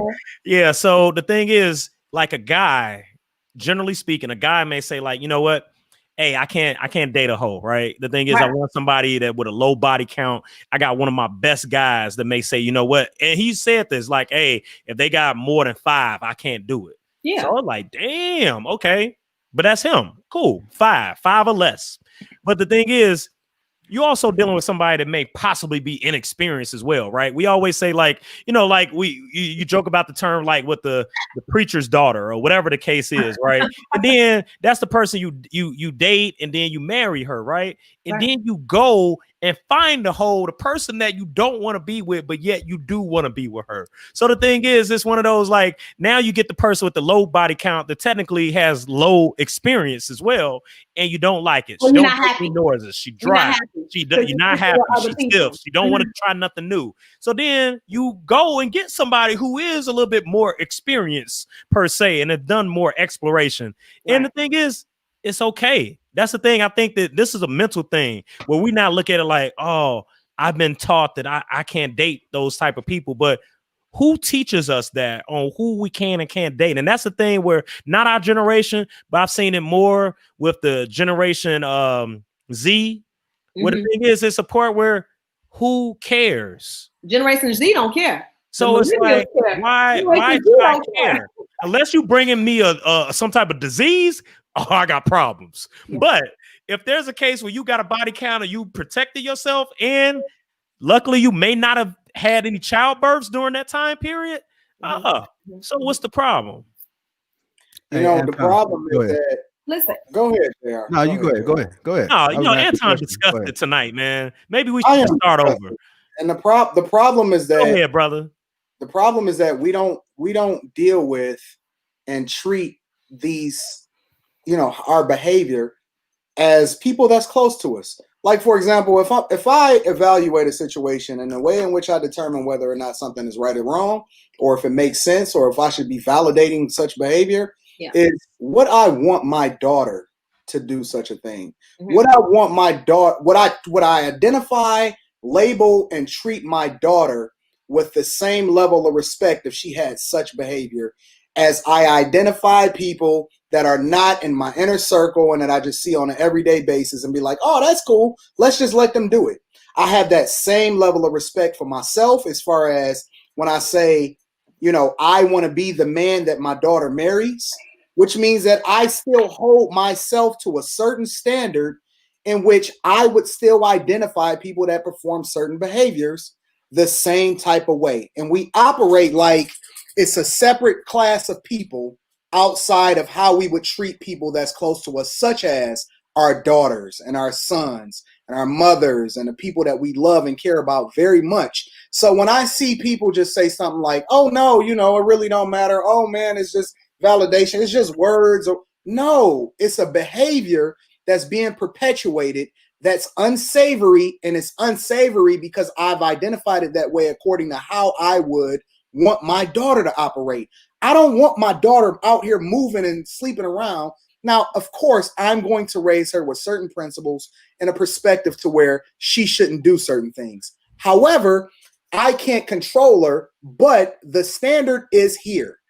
I'm going to set this standard, and I expect you to abide by it, and I'm going to raise you according to that standard. And so when I see people be able to validate certain behavior, I always ask myself the question, and I wonder if they ask themselves the same question, is would you want your daughter, and would you identify would you be okay with your daughter being in that exact same scenario and situation that you've just labeled as validated and great and awesome, and then it's okay to just live and participate in? No, it's not cool. Can I respond? Go ahead. So, and the thing is, on the show, I do have children, and they're young now, but of course I have I have 3 children, but 2 of my oldest, they're my daughters. So the thing is, like, I totally understand what you're saying, but the thing is, as a parent, I have that window of time to instill all the level of values and decision making and inform way on how to approach life. Yeah. As not just my daughters, but also my son, as they become adults, all I can do to make sure that I've instilled the level of values and the level of independence that they see fit based on what I've been able to teach them. I cannot control. Everybody is somebody's daughter or son right now. I can't control that. You know what? Hold on. You cannot take ownership for people. Hey, hold on. Let me next finish. We're talking about. Let me next finish this thought. Your daughter, which you said what? I was saying, let me next finish this. No, I'm asking him a question as it relates to what he just said. Yeah. Would you teach your daughters that behavior is okay? Would you validate it? Not if you can control them, whether or not they get grown. Do you hold them to a standard by which you're teaching them that this specific behavior that you're validating and saying is cool for other people, would you validate it in your teachings as they growing up and say, it's okay to be this way, or is it different? Hey, B-Dix, after you answer that question, it's going to transition right into my next question. So go ahead. Okay, because, I mean, I know you're going to say I'm skirting with this, but, I mean, you should be selective on your partners. And the thing is, I'm like, because we say like the whole phase, right? How many? Like, is to say like you can't have 20 partners. If you make it to 20, then you've been a bad girl and you disappointed daddy. I'm not going to talk to my child like that. I don't talk to them now like they're little kids. I'm teaching them as adults. So the thing is their decision to make. All right, next, my answer. My next question was, is the whole phase necessary? Necessary? Is the whole phase necessary? You know what? I think to a certain extent, if we're talking about just like being able to really know who you are, know what you like, know what you don't like. Because I mean, quiet is kept. Like there are people out there who do have a single digit body count, right? Or 0, right? And the thing is, that's a lot of pressure of the people who technically it's hard to date somebody and you don't have the experience. It is a level of vulnerability that you approach it with. And the thing is like, then no, because this is also kind of scaffolds into a bigger conversation about marriage, right? Because the thing is, I think these past practices we looked at, I'm saving myself for marriage. Folks are not getting married at the same rate in which they were based on previous family structure. So the thing is, it's like, okay, this is what I choose to do. Because if you're going to have that conversation, Anton, about the whole phase, and I mean, you got to also talk about you got to get married. I'm also not going to tell my daughters that like, you got to get married. If they want to get married, that's great. I'm going to tell them all the benefits that comes along with it, but it's their choice to make. So the thing is, I almost feel like a part of, you could call it whole phase. You could call it, I went to college. You could call it, because technically people that went to college, you could call that the whole phase. But guess what? We just call it, I went to college and I went away for college. You know, we could mask it however we want, but everybody has had that. We've seen it when people divorce or break up, or they've been in long-term relationships. And then, you know what? I'm out here. Is that called a whole phase too? So the thing is, I feel like if anything, if that's part of how you want to live your life, so be it. But you know how I'm about titles and branding things. Because the thing is, calling it a whole phase is demeaning, you know, it makes it seem like you're less than. But then it's like, if you have sex, we have sex. You have Plan B pills. You have protection. You have a section for it. You have cures to diseases, all this type of stuff. So guess what? If a guy has a body count of 100 plus, he having sex with somebody. So the thing is, it's one of those, it's the most awkward, confusing, convoluted debate to say that, you know what, a man, you could have sex with whoever you want. And then as a woman, no, you can't have sex with nobody, knowing that a heterosexual man is going to have sex with a woman. So how is it good for one and not good for the other? It's just stupid at this point. Tawan, the same question. Is the whole phase necessary? Well, you know what? I don't believe in that term whole phase, because I feel like that is just like such a derogatory word. And I think that it's just really meant to shame women and to shame behavior that is totally normal. Every person in this world wants to explore their sexuality, and women are no different. Women want to explore. Women want to see what other men have to offer. They are not whores because they decide that they want to have sex with different men, and they connect with several, you know, they may connect with 1 or 2 men. I don't believe in slut shaming and calling anyone a whore because they feel like they want to get to know their sexuality, and they feel like they in a place in their life where they not emotionally attached to someone. and they just want it to be a sexual relationship. And some women do that. They just want to have fun. They have no emotional attachment to these men. And maybe they get stuck in that whole idea of a hoe, right? Like they get stuck in that. But then there's some women who kind of can jump in and out of the hoe phase, right? In between relationships. It's like, okay, I'm sleeping with multiple men and then I go back and I'm loyal. I think it has no bearing on who you are as an individual. I don't believe that because you had sexual experiences with multiple men that you can't be loyal to one individual man. So I don't believe in, you labeling a woman a whore or a hoe because she's had multiple sexual experiences and she feels like, she wants to explore and she wants to get to know her body or she wants to get to know these people. So I agree, that we shouldn't do that to women. You know what? Also, that term "hoe" also because we also use that same thing synonymous if somebody cheats, right? Let's say it's a one-off, right? It's like, hey, it happened. We automatically say they're a hoe, right? So the thing is, it has that negative tone to it. But the thing is, it's kind of like there's various aspects of how you want to define it. So the thing is, people cheat all the time. So that means, guess what? Everybody's a hoe. If we really go back to looking at it on face value on how we label people as hoes.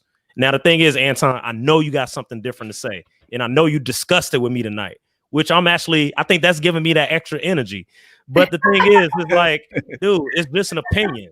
Like, right, everybody got an opinion, and that's just mine. I'm right there with you, B-Nick. Yeah. Anton. You big mad tonight. Look at you. You don't even want to look at the camera. You don't even want to make eye contact. Look at this brother. Come on, man. Pull your skirt down, man. Is the whole phase necessary, Anton? Is the whole phase necessary? Absolutely not. Go ahead. What the Bible say? I know you're gonna reach this scripture. Go ahead. No, I could just give it. I could speak to my own circumstances and situation. My wife never went through that. That's just the real talk truth. Never went through it. Never was interested in it. I know plenty of women, not just her, but I personally know plenty of women that never went through it. And they absolutely, positively are grateful for never having reduced themselves to embrace such a thing and then have to validate it by saying that we all should embrace it or that term is derogatory. Why is that less than? No, that's the thing. I just mentioned that earlier. No one said that every woman went through it either. No one. Yeah, and it's less than. It's on like. Go ahead, Anton. No, go ahead. Say whatever y'all want to. Get it all out. It doesn't change the narrative. It doesn't change. You know what? This is the part that I hate. There are plenty of people that have not embraced that phase in their life, that never felt like they needed to go through that in order to find themselves. That's their preference. Themselves, or to grow in a certain way, or because society has changed, that they have to now start being a certain type of way. I will never teach anybody that surround me, including my daughter, that she has to reduce herself according to what's popular or what's validated by other people at that specific time. You can be great, you can be awesome, and you can define what awesome looks like to you. It does not have to come in a form of validation from another human being as far as having to sleep with them or try to figure out what makes sense and all of it. You don't have to go through a whole phase, bro. So that's my definitive answer for that question, JR. No, you don't have to do it. And I know plenty of people that did not do it, both men and women. Matter of fact, I have somebody on my channel, Tawana, I don't know if you had seen it or not, but I had a girl that I interviewed on my channel that was like a 25-year-old virgin or something like that. And I talked to her and I had conversations with her and I had her tell me her story and why she moved a certain type of way and why she was waiting and why she valued herself a certain type of way and what her values was and what she was looking for and why she wouldn't reduce herself to certain things according to her friends and all of that. And so I know personally, I've coached people personally that have moved in a certain type of way that when they waited and when they finally validated themselves by aligning with somebody that had those same views and values, then moved in a direction that made the most sense for them long term, not a short term fix, not to make themselves feel good at that specific time. But when they moved according to their own timeline, based off of the values that they put in themselves, they find themselves to be 10 times happier because they don't have all of these different things that have played a role in their life that now shapes their worldview. So no, to answer your question, JR, you don't have to go through a whole phase. And that's not necessary in order for you to find yourself as a human being. Hey, Anton, I got a follow-up question with you. Does the whole phase mean that there were unresolved issues or a lack of guidance in leadership? No, I wouldn't say that, because I do know that similarly to, life decisions, not just as it relates to relationships, but life decisions also, because I follow this channel on YouTube called Soft White Underbelly, right? And one of the things that he does is he goes and he tries to help people on the street, and he interviews them to get their story, to understand where they came from. A lot of these people come from really, because he talks to their parents and then they get together and all. A lot of people come from really great families, really great households. They've been raised a certain type of way. So I don't think that you can 100% take accountability for how somebody turns out, even if you give them everything they need in order to be successful in life, whether that be morally, whether that be, business wise, whatever. However, I do think that in a lot of people's lives, that does play a huge role in what they seek in order to validate themselves later on in life. A lot of women I've met that, they were looking for a father figure in the mate that they wind up talking to. And so a lot of the things that they had to overcome, or a lot of the issues and that they had to fix throughout that relationship, had to do with the fact that she didn't have a father figure in her life. So I do think that your life experiences, especially as you grow up and how you see your father treat women, right? Whether or not your mother operated a certain type of way in a relationship because she came from a broken home herself. I think we pass down curses and issues that we ourselves experience within our lives. I think that plays a huge role in a lot of people's lives. However, I don't think that's the totality of everybody's story, because people do come from great and phenomenal homes, and they may get influenced, or I don't know what the story may become from each and every individual, but I think that specific thing is circumstantial. But you do have a better chance of moving in a direction that makes the most sense from you from a value perspective if you do have the right influences in your life coming up. I mean, I don't want to say that every woman goes through a hoe phase, but I don't want to demonize women who feel like they have had multiple sexual partners and they've just, explored and, explored their sexuality. Like, I don't think that there's necessarily anything wrong with that.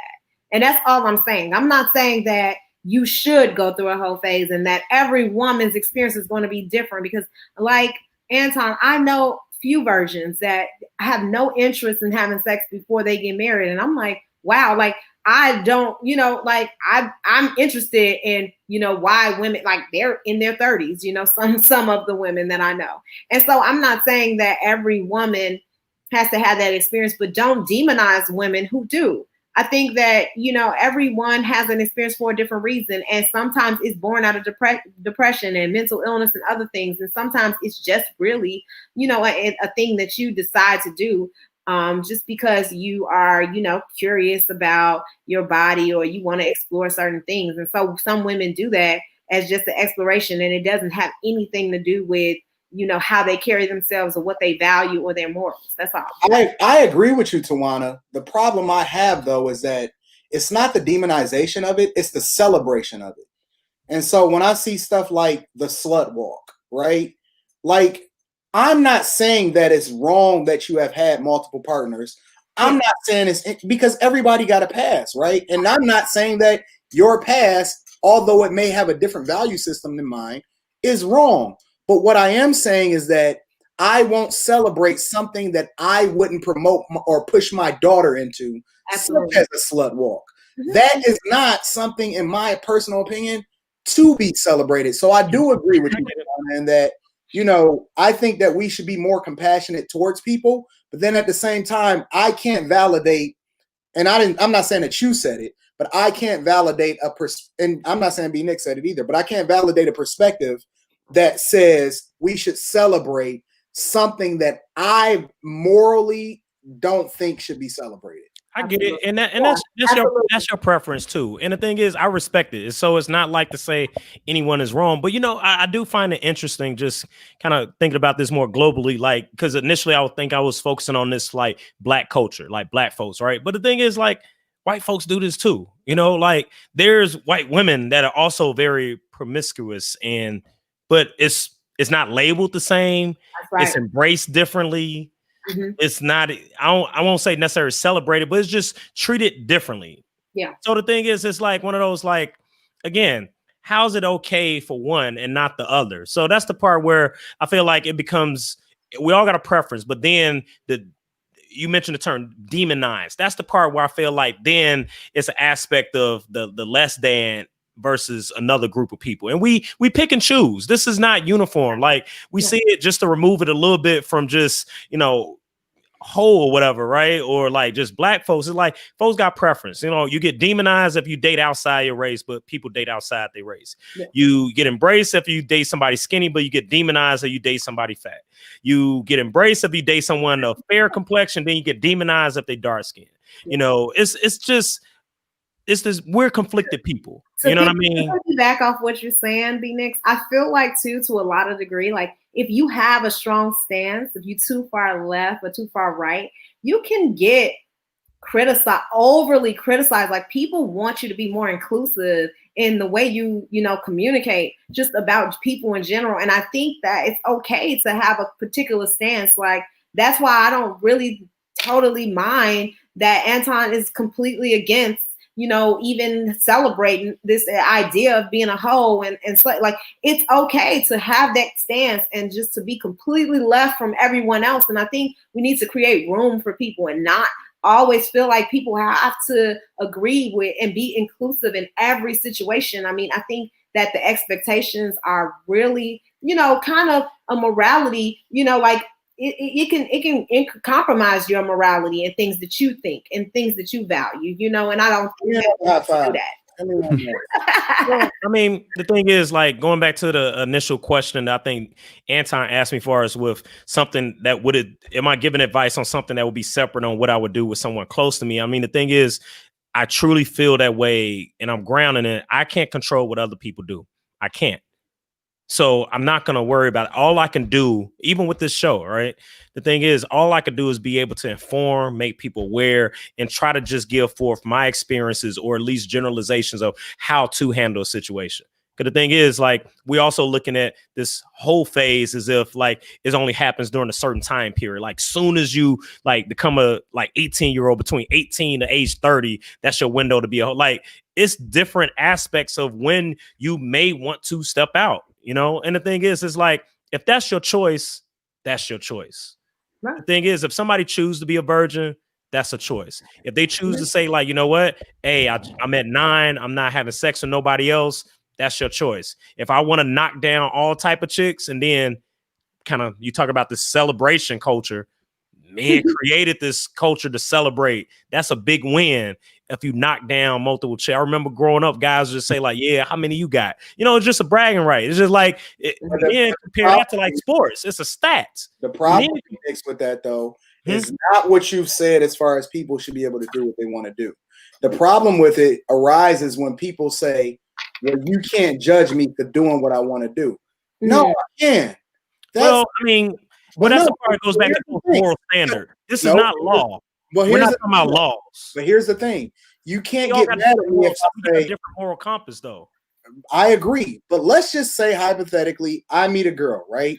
She feels like it's cool for me to move a certain type of way, and that's cool. She can, and I got a different perspective about how I feel like the women that I want to be around me should move. Cool, right? We all got our own perspectives. But then if I say, yo, one of the things that I require in order for me to be in a certain type of relationship is I need your body count down a certain number. And then she say, well, that shouldn't matter and get mad. No, I can have a preference also, is all I'm saying. Is that That's fine. I And don't want to condemn it though. People are saying that nobody should have an opinion about anybody, and people should be able to do whatever they want to do. I think people should be able to do whatever they want to do, but it's just like freedom of speech, right? You can say whatever you want to say, but people don't have to like it either. That's all I'm saying. Oh, I don't care if people like it or not. I'm not talking about you specifically. I'm talking about people that embrace the lifestyle and then want to force other people to embrace that same lifestyle when they shouldn't have to. They got their own perspective. Hey man, Nick, folks have their Nick, own. I got a question for you. Oh, go ahead. I want to know: do men have a hoe phase? Dude, it go both ways, man. Like, I think I said that when we first started. Like, that's why I asked you to reframe your question, because we make that synonymous with the term hoe with a woman. We don't even have to call it hoe. We could call it whatever we want. But the thing is, as far as having multiple partners, dude, it could be whatever, like whoever. That's up to you. If that's something like you could be gay, you know, and then like can you be a hoe and gay? Like those are things like who cares? Like, but we create these rules of what you can and can't do. It's a preference. So the thing is, to your question, yeah, a guy could be a hoe or whatever we want to call him. The thing is, like, hey, if that's something that you want to do, go ahead. But the thing is, I think it goes back to we all date who we want to date. Is that going to be a barrier for someone? For some people, yeah, it may be like, hey, I can't rock with this. This is, you've been out there. You like a used car and you got hella miles on you. This is like getting like a used car that got multiple owners versus like, oh, straight off the lot, or at least a pre-owned garage one time. Don't drive used cars. I don't drive used cars. That's just of course you do. I don't drive used cars. Of course, I've never bought a new car. All I bought, I don't want, like, that makes sense. Your logic makes sense to me now. Hey, yeah, Anton, like, I don't have an interest in buying a new car either. That's cool. Anton, I already know an answer. It may not even be certified pre-owned. I don't want no certified nothing. I need mine with no miles on it. All right. Straight out. Anton, I already know your answer to this question because you actually answered it in the comments. But do men have hoe phases? No, I think that the term is different. I think that it's almost like saying, like everybody is not, like there's men and then there's women. Like we apply different terms to different behavior. I think the behavior is the same, but I think that the term is usually aligned with or identified with women. But if we just want to talk about the behavior specifically, I don't think that it's good for a man to do it either. You know what I'm saying? So I think that men receive differently. We have a different perspective and narrative. We built differently. Like, for example, and I'm about to get a little deep here, I think that women's bodies are built differently for sex. So, for example, you have to take into consideration that when a woman has sex, somebody and something is entering into her body. You know what I'm saying? So it's a completely different experience.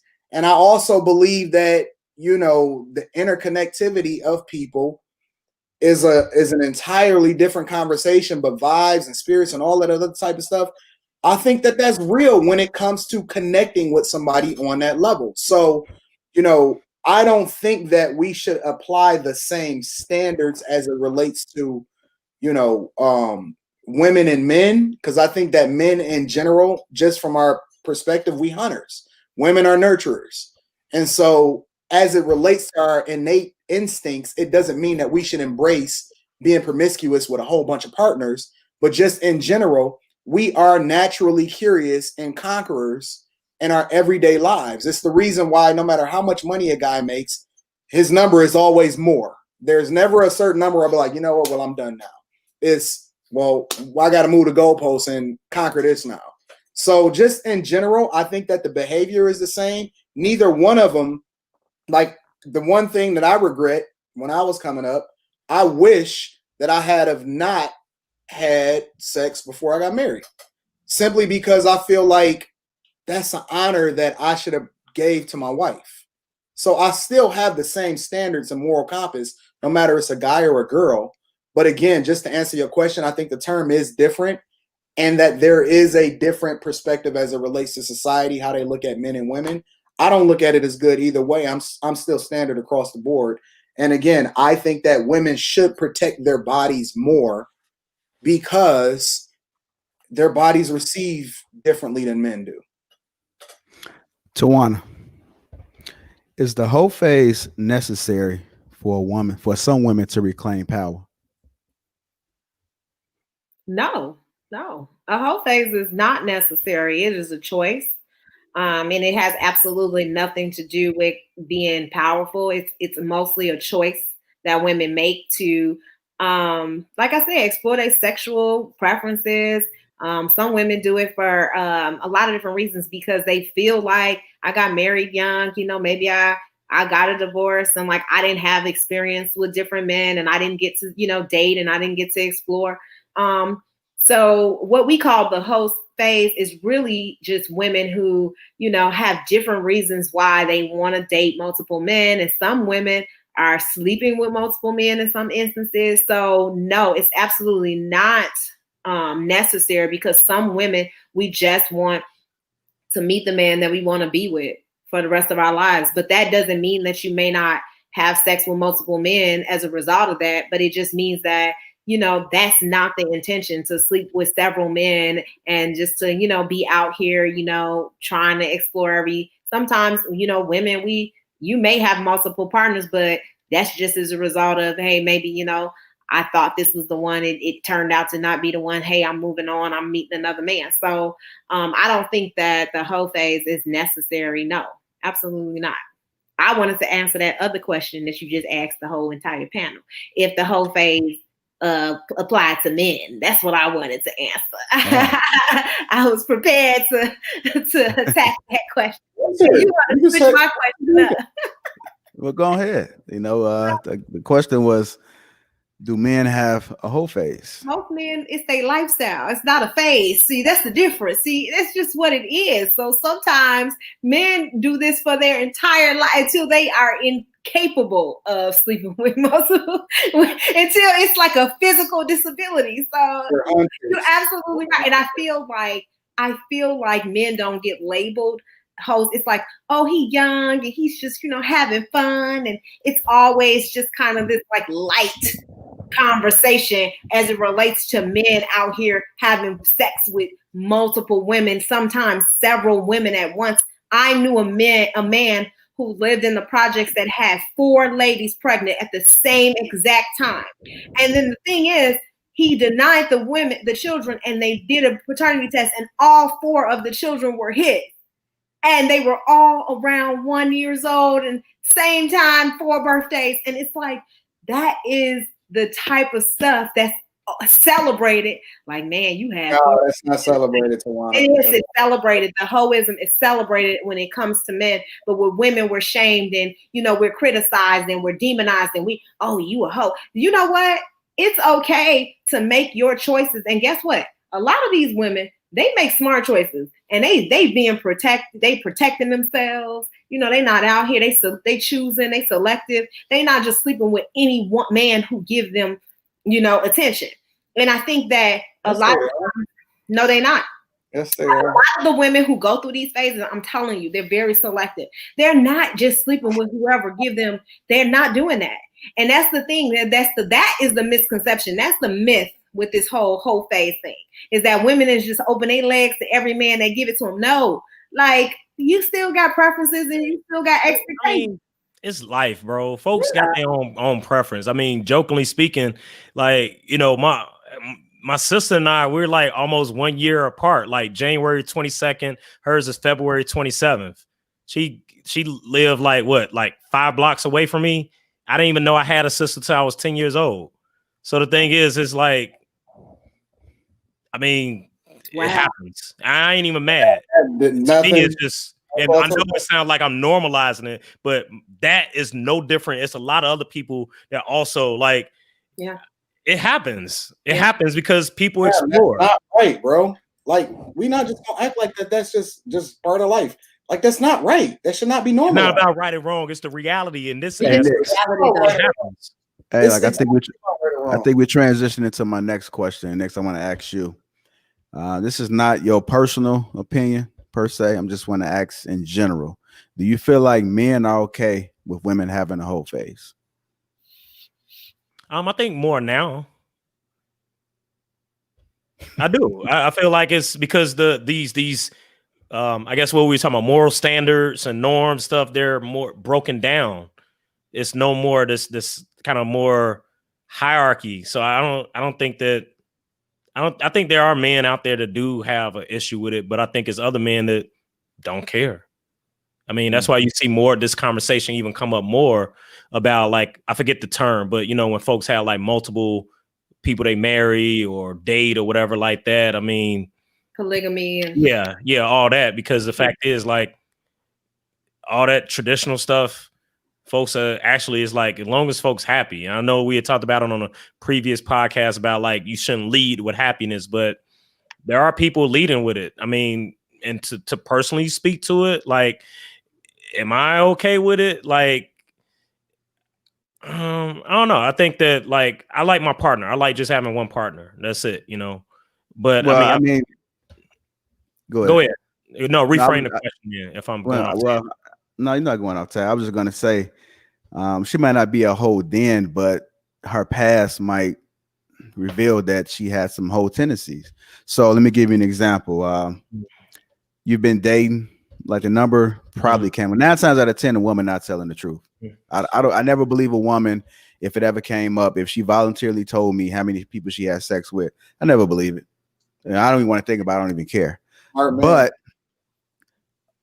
there has been an instance in my past where I've dated a woman for about 5 or 6 years, and then the conversation came up about a threesome, and she said she had a threesome. I said, okay, but it was with 2 guys, and that's a train. That's what it's called. I couldn't really swallow that one. I mean, it was just kind of like, I didn't want to think about it, but it's kind of like, damn, so you lay down. But you've been with her 5 years though. Jake, I mean, I was younger. I was younger, so it wasn't, you couldn't really say it was serious. As an adult, I guess you have to ask 5 years not serious? Nix, as an adult, Nix, you find out a woman that you've been dating, you guys, you considering proposing to her, and she told you she had a threesome. It was years ago with 2 guys. How would you feel? I mean, I would feel a way about it. I think she got ran through, like, that's the thing. Like, that's why I feel like it depends on the context on how we see. That's another aspect about somebody that could be deemed as a hoe. So it's like, is that even about body count? Like, this could have been like, no, it was just this one time we were really drunk. It's like, there are certain things you mentioned earlier about, well, not even this part, whatever it was about the prostitute. I can't do prostitutes. I can't do ran through. I can't do trains. I can do multiple partners. But the thing is, it's like, hey, it's contextual. It's you think about it. What we're talking about right now is the visual. Just most women would never tell you that. I was surprised when she told me that. But most you know what though? Will not tell you. To that point that you mentioned earlier, JR, saying that, like, yeah, you can't believe a woman. Like, I don't think a woman can believe a man, because is a man gonna say, like, yeah, I done ran trains with my guys, woo, woo, woo, woo. It's like, so now she has to accept me as I am, knowing that I done ran through chicks. Yeah, like, I don't think women should ever ask that question. I honestly don't think that 9 times out of 10 they're gonna get the 100% truth. Well, the thing is, it's kind of one of those. I always say, why will you even add, like, what's the outcome of this? It's like one of those, like, as an adult, like, it's certain things that just like, what am I trying to gain? What information do I need to see? Because if I'm asking that and I'm 5 years in, I'm already somewhat still on suspect on whether I even want to be here still. If I'm 5 years in and I still got to ask introductory questions. You know what? I believe the kind of response to your question. Hold on, Tawana, 1 second. The kind of response to your question, I never asked that. I think it kind of came up a moment of, like, will we ever have a threesome or something like that? And then I said, well, yeah. So it wasn't I was seeking it. It just came up, and then I had a threesome. Okay, how was it? Yeah, it was with 2 guys. These are tough conversations, man. These are situational where in that moment you have to act in that moment. Because the thing is, that's just like when somebody said, you know what, I cheated. In that moment, you have to then decide, are you gonna be like, okay, I'm gonna work through this, or it's over. Same thing with this scenario you gave me. The fact that, like, I had a threesome and stuff. Because then it's gonna go back to, like, does that sit well with you? And can you live with that? Can you be sharing the same bed with the person knowing?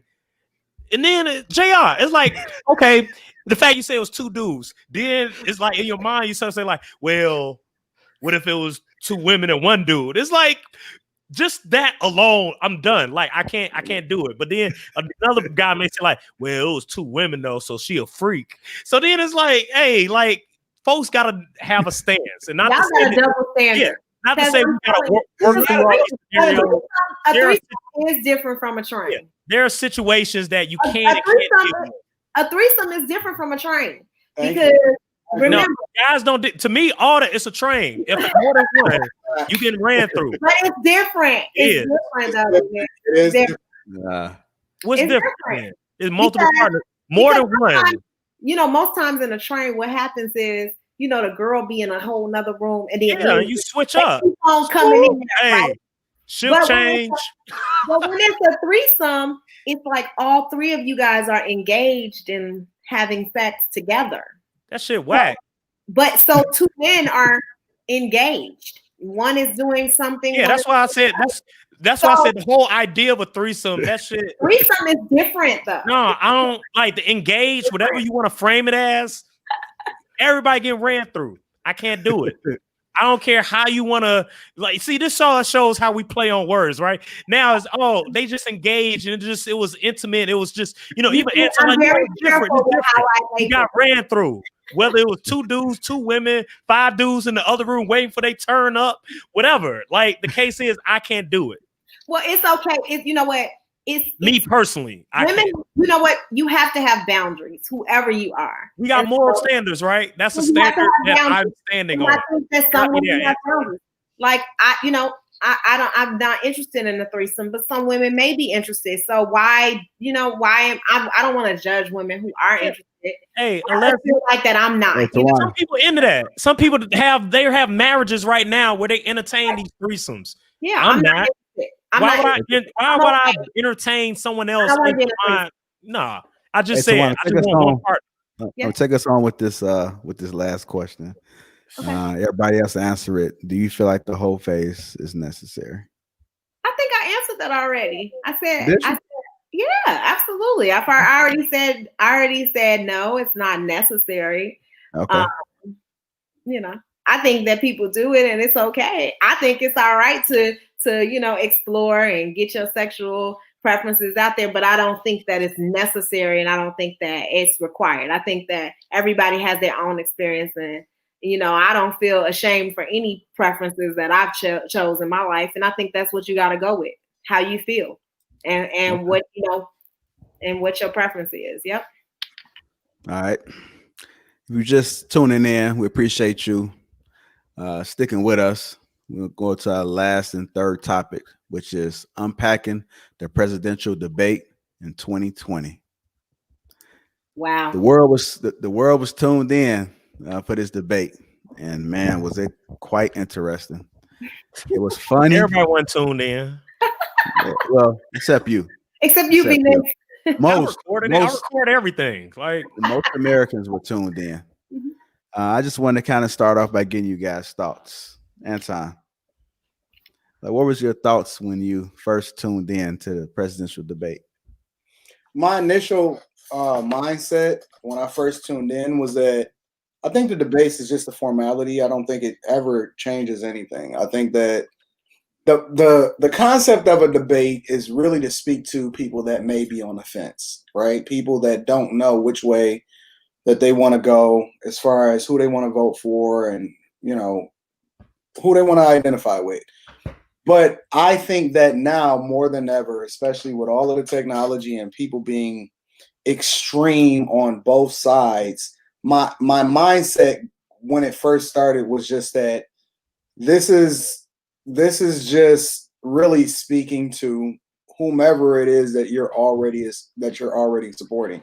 I don't think that anybody that was thinking about voting for Trump is ever in any way, shape, or form going to say, you know what, I'm about to go on the other side.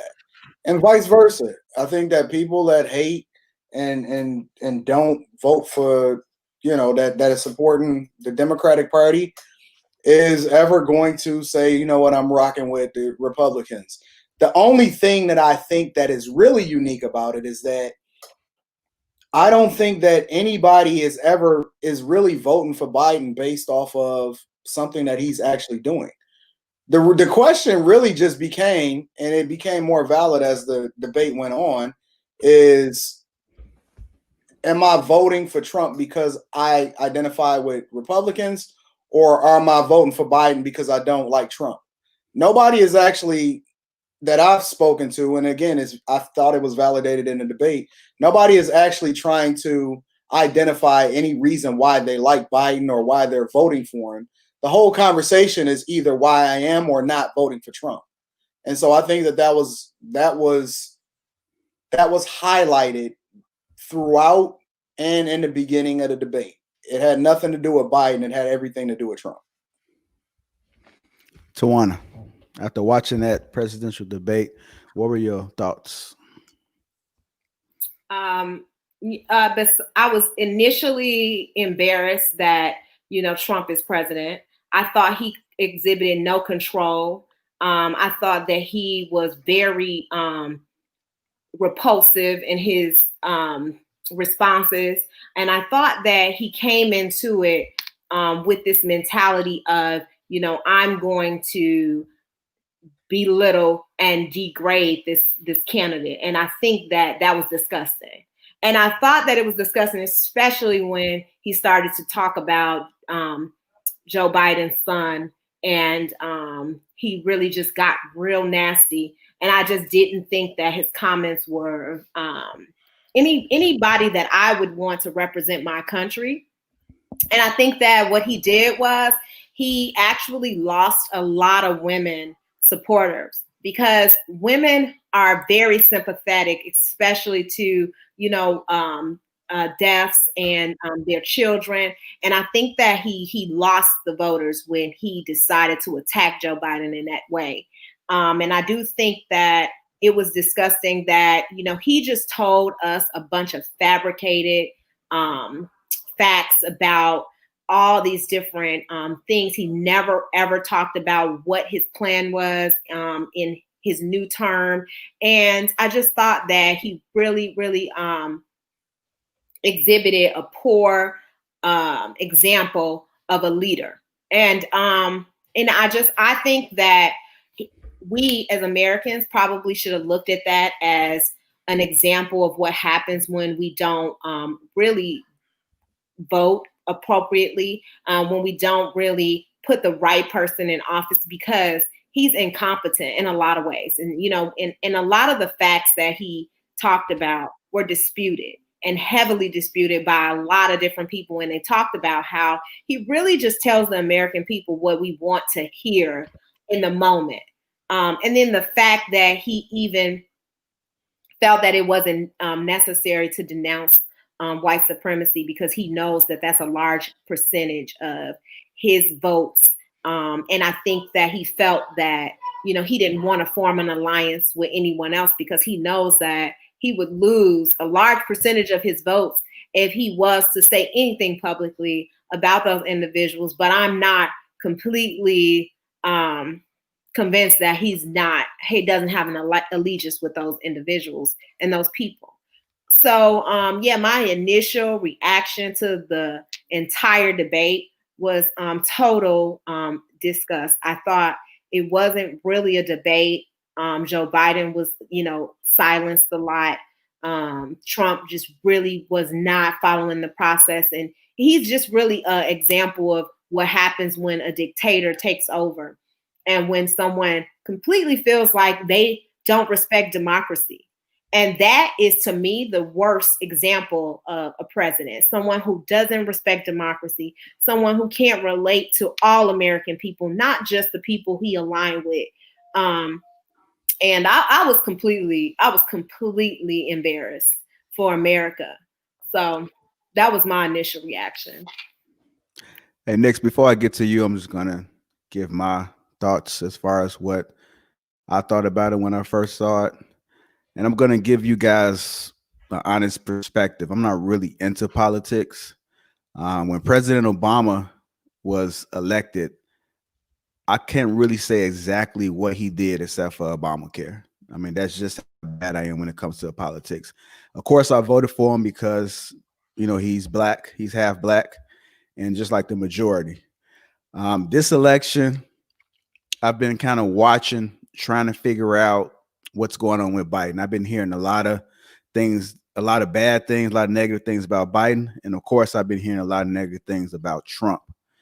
So it's kind of hard to kind of decide who to vote for. I've spoken with people that said that they're not going to vote at all.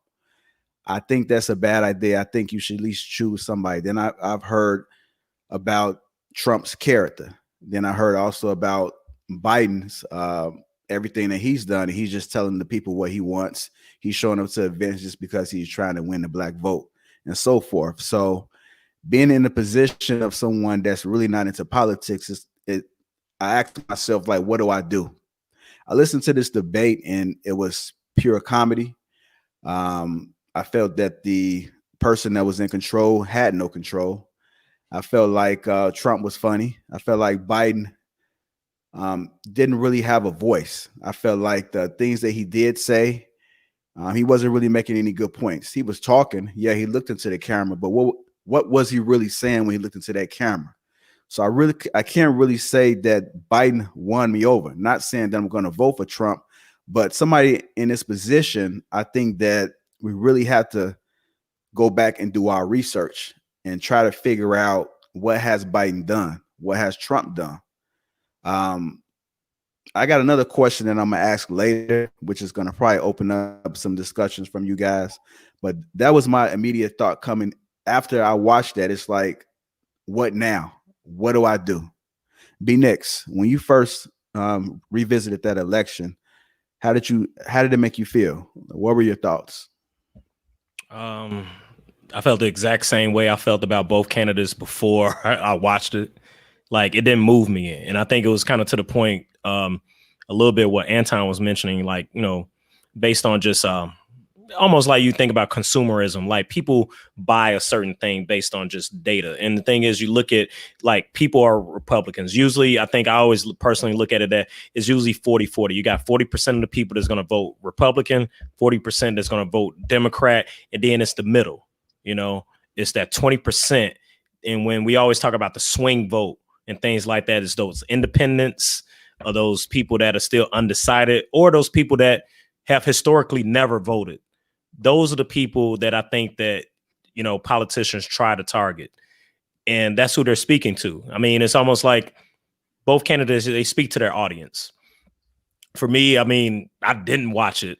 I mean, I watched it, but I didn't watch it live. Like, if anything, I was catching up on Lovecraft Country or whatever, because I recorded that too, because it wasn't really a thing for me. I watched it the next day, and was I moved by it? No, I wasn't. And I think, if anything, this kind of puts the country on notice about just like, is this even the proper format?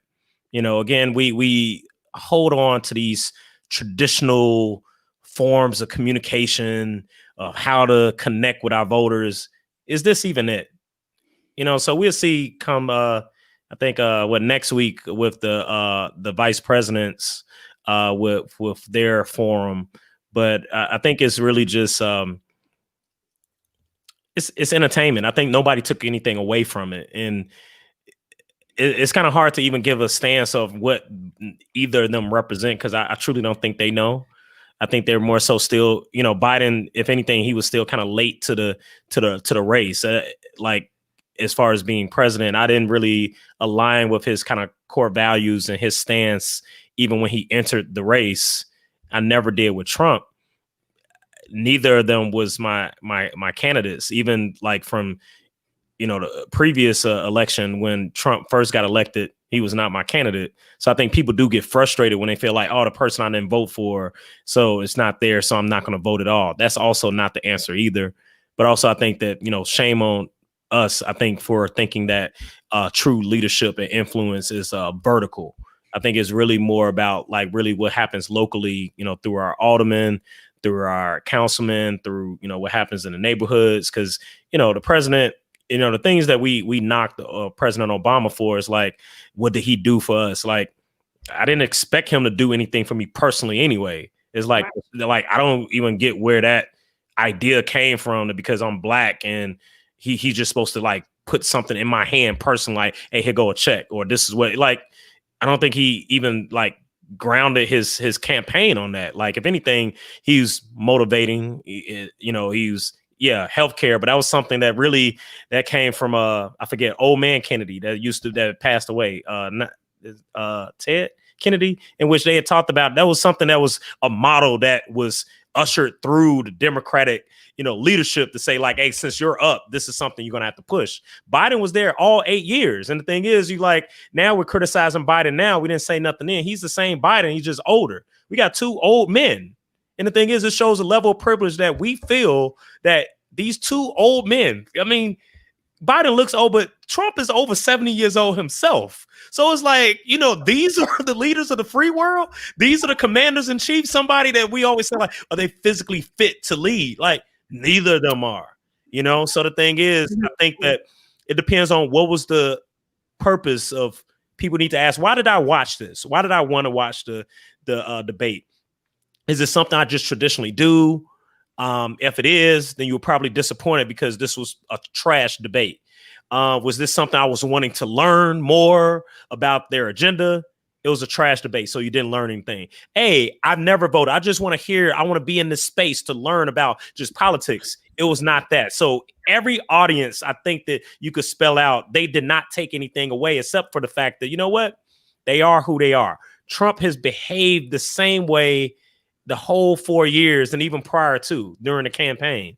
Yeah. Biden, now, you know, we talk about Biden with pandering and things like that, but it's like, are we surprised? Like, he's just saying the right thing. It's almost one of those lesser of two evils. So, I mean, for me, my personal, you know, passions, if we are talking about healthcare, and not healthcare as far as just the physical aspect, but we talking about healthcare for all, inclusive of both mental health and physical illnesses. They're not talking about that.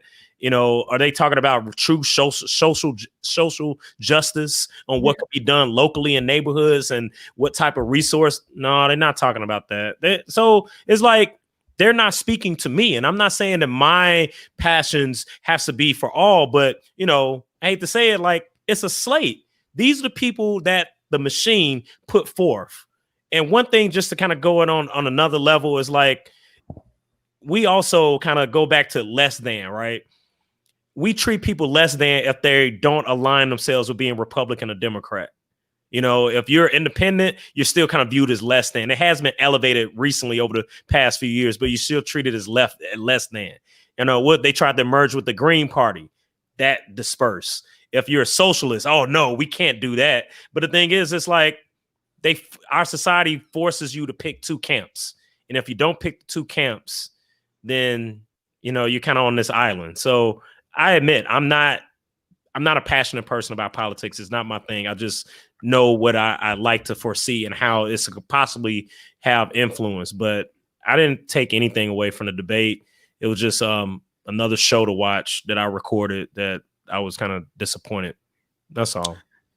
Nick, I appreciate what you said. And like a lot of Americans, there are some that are familiar with politics, and then there are some like us, like you and I believe Tawana as well, is not familiar with politics. But let's just focus on Biden right now, because most of the Democrats are in support of Biden. I want to acknowledge this comment that was in our Facebook group. We have a loyal family she's within the Lapeef family, Janelle, and she posted this comment and said that, show you guys right now. Biden lied a lot. Biden has lied a lot. And I'm not really, I'm gonna get to you 1 second. Okay. And I know that Anton said that he was going to address that. Anton is a little bit more into politics than we are. I've heard some of his views. And Anton, do you know what Biden lied about? Well, the first thing that he lied about, and we're not even going to talk about in general, but just in a debate. First, the first thing he tried to push through was a white lie, right? So he tried to, when Trump addressed his son, and he knew which son that Trump was addressing, the son that was actually entangled with the mayor in Moscow and is receiving millions of dollars as a result of the business that he's doing over there. He tried to address that by saying, no, my son is a patriot and this and that and so on and so forth. And then Trump called him out on it. And he was like, wait a minute, your son is not a patriot. Like, he's unemployed and you know what I'm saying? And so on and so forth. And he was like, and he called him out and he was like, oh, I'm talking about my other son. You know what I'm saying? And so there was a lot of things that was happening throughout the debate. Like another lie that he was talking about, he was trying to act like or address that he did not push or he was not an advocate for the Green New Deal, right? That would literally cost hundreds of trillions of dollars and kill businesses as it relates to, building new infrastructure and all of this other type of stuff that would literally bankrupt America. He was also trying to act like, he had a law enforcement agency that actually supported him, which is another thing that was absolutely untrue. And he called him out on it. And he said, okay, so which one? And then he side-skirted the question. He also started lying about, I could just go on and on, but he also started tackling and lying about the fact that, about the whole defund the police thing. And then when he finally got called out about it, he had to admit that, okay, you know what, I don't actually want to defund the police. You see what I'm saying? He lied about the fact that Antifa, which is literally a terrorist organization, plays a huge role in actually hijacking the whole Black Lives Movement protests by coming in and rioting and looting and then having the Black Lives Matter organization take responsibility for it. They actually have been caught trying to light forest fires out in California. And so, he didn't want to denounce that organization also, but then the whole highlight became, well, Trump didn't denounce white supremacy. So which one is it? You know what I'm saying? Like, yeah. you can't have your cake and eat it too. I get that. You said what? I said I get that. I get that. And the thing is, like, it's other things too, even with the tariffs and stuff, where, the Asian tariffs was saying that, like, hey, it went up. Actually, it did go down. But he was talking about from a few years back in which it was high when Trump was in office. But, the thing is, like, even this is, and me being a novice person too, just kind of like the whole election process, like, I don't even care about those particular items. And the thing is like, I know it has other impacts, but the thing is like, that's why people feel disconnected, because they're talking to a group of people in which it doesn't have a direct correlation. And that's the thing where I know that it does, but it doesn't. Okay, so here's the difference. And this is one of the reasons. The thing is about his son, right? His son, that part. It was like, that's the part that was upsetting, where it's like, I get the fact that, for one, why are we even talking about this in that particular debate? So the thing is, Trump was wrong for bringing it up. Biden was wrong on how he handled it. It made both of them look bad. That was the part that was. What did Biden do wrong? I can tell you why. The reason why did Biden do? What did he do wrong? Because Democrats for the last 4 years have tried to pin and align Trump with Russia, when you actually have your very own son benefiting from and making millions of dollars from the mayor of Moscow. So which is not true. Okay, like I said, the whole point is fact checked. It's not true. Look it up. The whole point that I'm making, his son is doing business in Russia. That's a fact. But the fact check, what Trump tried to present was not true. You're missing the point. Okay, so here's the thing. 95% of what Trump presented was false. And 65% of what Biden presented was true. And so therefore you see the difference and you can just look at fact check. But you're missing the whole point, is that the whole question that JR asked was to speak about Biden. And that's the whole point. What's Biden? Is that people have an inability to hold him accountable for the things that he said. And what they do is they try to validate their position by saying, okay, but Trump did this, Trump did that. We can't even put forth one policy that Biden is saying or advocating for that actually benefits people at all. His whole campaign. I will talk about Biden's healthcare plan because I do think it benefits people, and he did create public options. And I think Trump tried to present it as if that he was trying to get rid of privatized insurance, and that's not what Biden is trying to do. And if you read his plan, he really is just trying to create a public option so that more people can be He's trying to create a socialist option. It's going to get rid of 180 million people who are insured currently. He's trying to create an option that forces taxpayers to pay for a system that I'm not using, which includes immigrants that shouldn't even be covered. Yes, it is. That's and then Trump also tried to present that he has also created all these jobs since he's been in office. And he did. It's the opposite.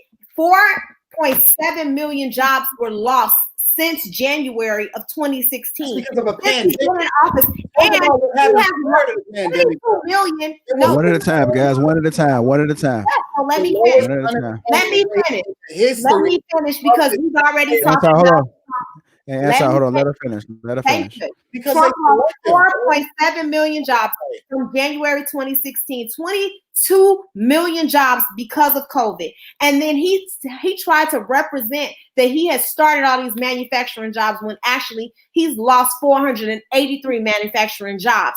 And then he tried to discredit Biden and Obama throughout their campaign when really Obama raised the employment rate and he created more jobs than Trump has ever did in his entire tenure in the 4 years. So therefore, also, he tried to tell us about these mail-in ballots and he tried to give us this false information about mail-in ballots and say that postal security, there's a lot of fraud.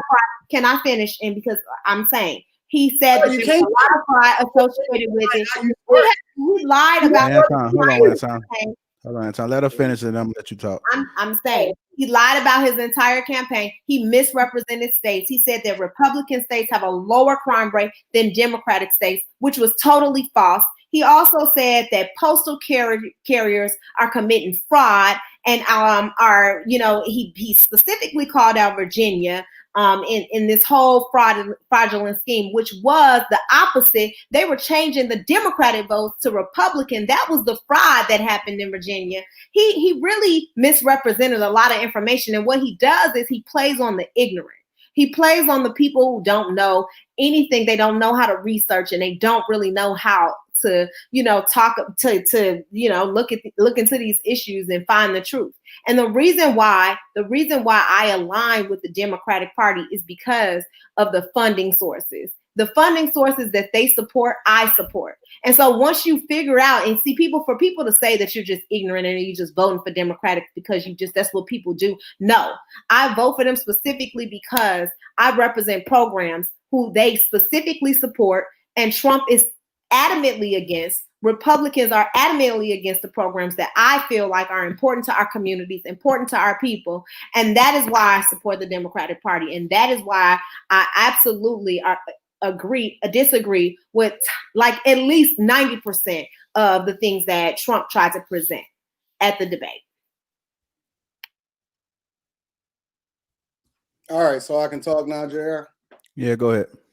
All right, you know what's so ironic about it is that, you can already tell that Tawana is absolutely slanted, because the thing that I like to do is I acknowledge the good and the bad on both sides.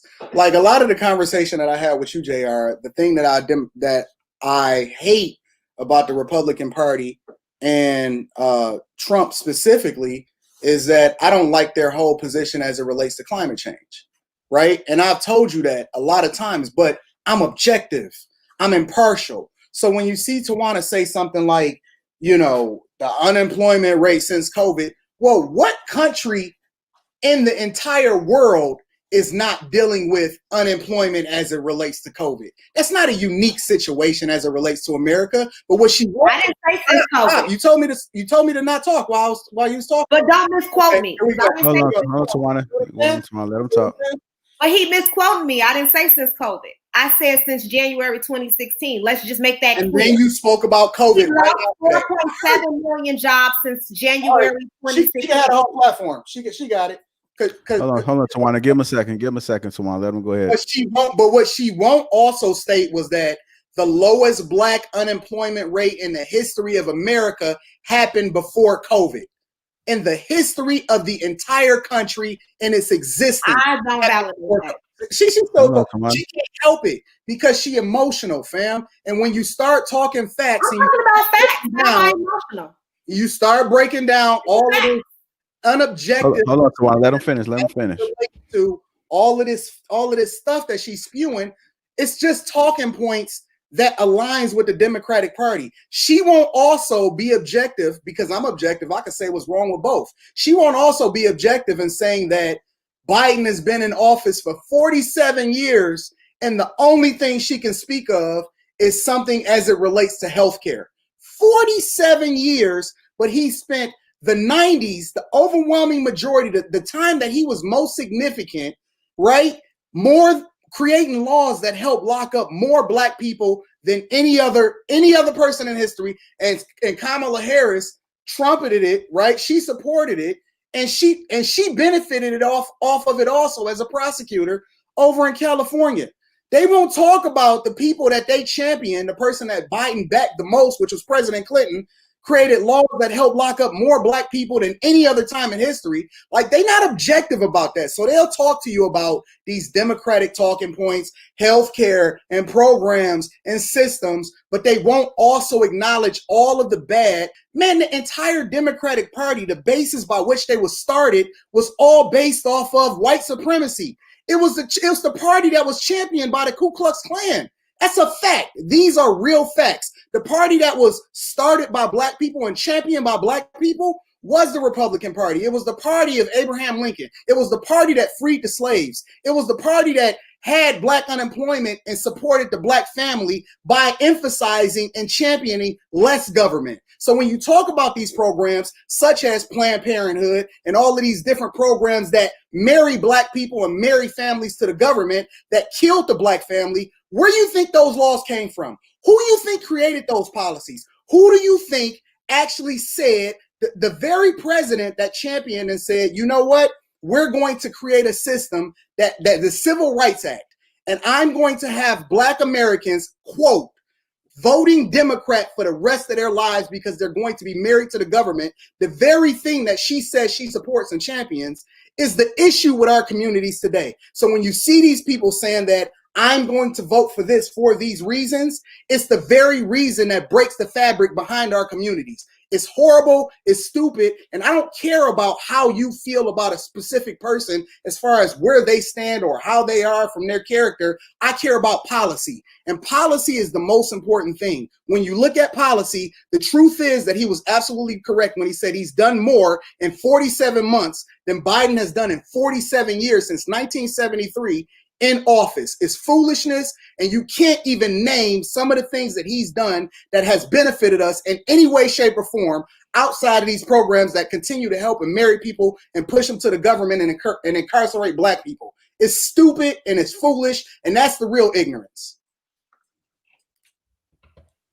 Can I say this? Why people don't like voting, and why this is why like people don't like the debates and things like that, because it's, I get it. You know, I know both of y'all are super passionate about y'all points, but you know, even being on here on this podcast with y'all, I feel so disconnected from like just that space. And that's why I feel like, you know, someone that, you know, is a citizen of the US, but they feel so removed from like just the whole process, because it's like, I feel like none of those guys speak to me, you know. And the thing is, like, I know we're talking about policy, past practices, the economy, climate change, and I truly feel like it doesn't have a direct impact. It may be an implication on my life and my livelihood, but it's hard to receive, honestly, you know, for both of you all, like that, you know.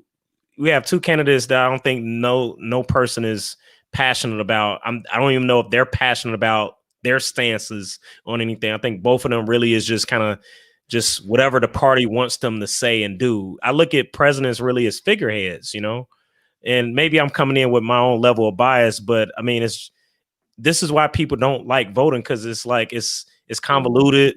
You know, the fact that, like, you know, we're talking about, it was lying. Both parties, they all lie, you know, and I think all we could do is just try to educate ourselves and make the best decision. But a lot of times we're conditioned to align our thinking with party lines. Like, I don't care about Democratic or Republican. Yeah.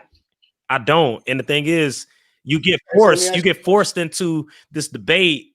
If you not one or the other, then you're on this island, like I mentioned earlier. And that's how I feel like right now, where it's like, I don't care about neither. And the thing is, I have no voice, and there are people who feel like they don't have a voice because neither represents them, you know? Well, so you know, I don't. Next, I want to go ahead, Tawana. Go ahead. I mean, I'm not gonna let I don't resort to name calling and shaming people for whatever political party they decide to vote for. And I think that that's where me and Anton disagree, because you think that people are stupid for whatever decision. I think that people have a choice and should have a choice in who they decide to support. And for you to say that I encourage people, that I am a supportive of certain systems that keep us, in poverty, and keep us, basically you're saying that I support certain systems, which I absolutely don't. I support programs that are self-sufficiency motivated, that Democrats also support. And then I feel like they have been supportive of certain programs that I work for, that I'm associated with, that I'm in agreement with. And so that's why I have my alignment with who I have my alignment with. And you have to respect that. But also, a lot of the things that you say are not really true as far as that. A lot of times Republicans try to glorify or magnify, whatever Republicans have done. And people try to magnify what Trump had done. It's an over-exaggeration for what he's done for the Black community. A lot of it started with the Obama administration, and you saw the decrease in unemployment rates when he was in office, and Biden was also right alongside of him. And I think that a lot of people don't give him credit for that. And a lot of the success that Trump has had is as a result of that.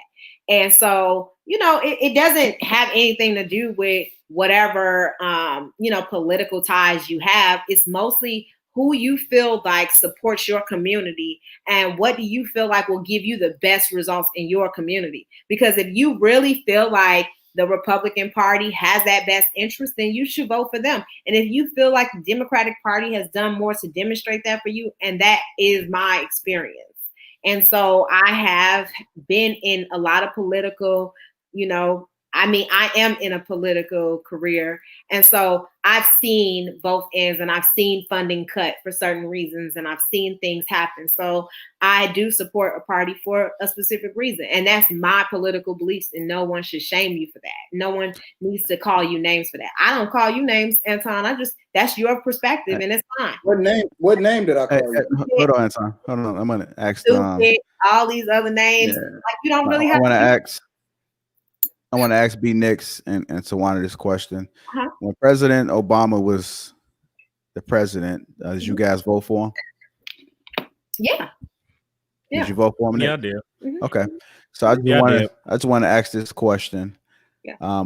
What did President Obama do specifically for the Black community?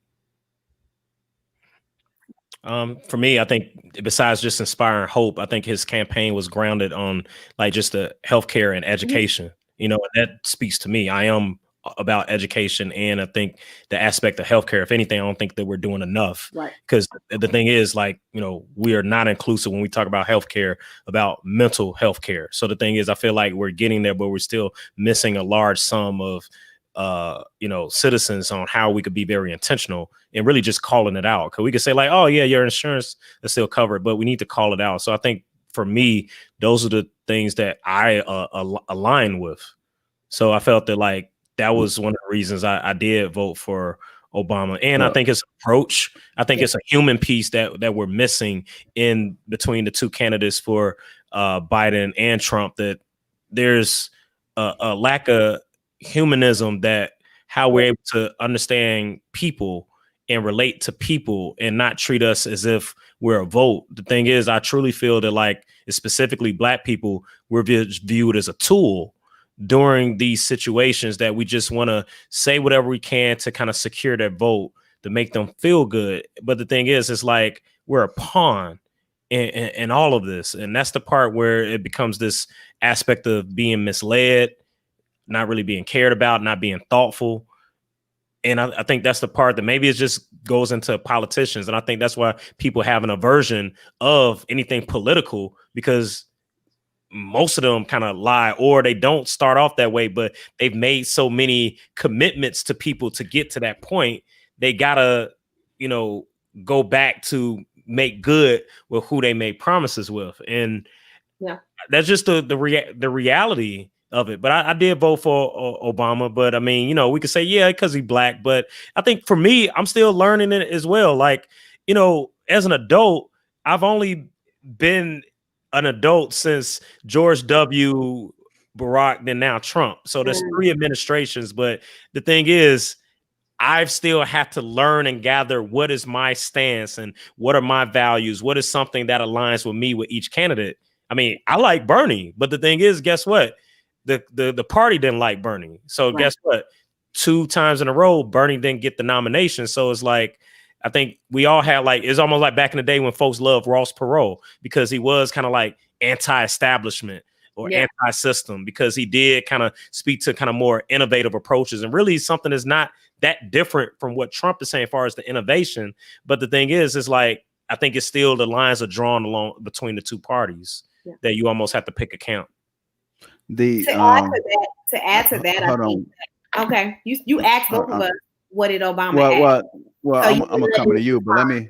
Okay. Hold on 1 second. Let me address this. I don't have a stance as far as Republican or Democrat. I'm just speaking from me just listening to them and understanding like what it is that they've done, like who would be better. I'm just looking at the overall big picture of it. The question that I asked B Nix, and I want you to think about it because I'm coming to you next, Tawana, was what did President Obama specifically do for the Black people? And correct me if I'm wrong, B Nix, I didn't hear you answer that question in particular. He absolutely did. What did he specifically do for the Black people? Because on this platform, I'm trying to get people to think outside of the box. I'm trying to get them to think over the overall and to think outside of this box that we discussed earlier. A lot of people think they just stay in this box. They don't think, because we got to start thinking if we want to vote the right people in. What is it that he specifically did? Because people just voted for him because he was Black. And they said that he was going to do so much. Everybody didn't do that. Cause even I didn't say everybody, but like most people was voting for, most Blacks were voting for him because he was Black. So my question is, now that we voted him in at the time, what is it that he did specifically for the Black people? Can we identify? Well, I guess you can say with the Affordable Health Care Act. I work with people that, guess what? They are part-time employees and they had no health care and they couldn't afford it. So the thing is, they couldn't get access to Blue Cross Blue Shield. The thing is, they still got to pay some, but the thing is, they went from having no health care to now having access and opportunity to a health care provider. Because in most cases, they wasn't able to even have a conversation with Blue Cross for it to be an affordable conversation to say like, hey, can I get some form of health care as a part-time employee, which speaks to our system. Our system caters to full-time employees, which is a privilege to be full-time. In the aspect of education, he was still pro-education. A lot of the programs, a lot of the systems, even the fact of even repaying back your loans if you work in service for 10 plus years. I mean, it allowed people to feel validated that, you know what, you can go to education. A lot of the grants and loans was set up during the recession in order to have people to say that, you know what, this is how you can earn a new credential to go into a new field. So to me, I work in education. Aspect of equity, when we really think about the aspect of healthcare, that is not just for those that can afford it. So those are really my hallmarks, and that's what Obama supported. But to your question, did it support Black people? I'm not expecting none of those presidents to actually do something specific to me because I'm Black. And the thing is, I still don't understand where that comes from. They're like, now all of a sudden, because I got somebody all like, what are they doing for me as a black person? The thing is, the education and healthcare, it did impact blacks, but guess what? It impacted Latinx, it impacted poor white people. So the thing is, like, if you scaffold it from that lens, he did support black people. Did he call it out and directly say, like, hey, guess what? Black people, this grant is just for black people only. I don't expect no president in that space to be able to say one particular thing they could do for black people, because they cannot. That's why I think that really goes back to local support, leadership, and government, because at that top of the food chain, you can't. Because if you do it for one, you got to do it for all. And that's the part where I feel that people get in trouble. That's why even with the Biden thing, the thing is, was saying like, oh, I'm going to get a woman, a black woman to be vice president. It's like, are you truly doing that because like you see value in Kamala Harris? Or the fact is like, this is another way to use black people as a pawn to say like, hey, but the thing is, you know what? Republicans do that too. They did it with Sarah Palin to secure the women's vote. So the thing is, both sides do this pandering, this back and forth. So the thing is, it's the optics of it. The thing is, as far as how I feel as a citizen, I don't feel supported. And the thing is, neither party does anything to try to mitigate that feeling. If anything, it's more overt now than before. All right, Tawana, the floor is yours now. You said that you heard B. Nick say that there was some things that President Obama did for black people. Yeah. So I want you to address that, and as well as if you know anything that he's done for the black folks. Yeah, I mean, I can speak specifically to a lot of different issues. I mean, he was responsible for Pell Grants that went specifically to HBCUs.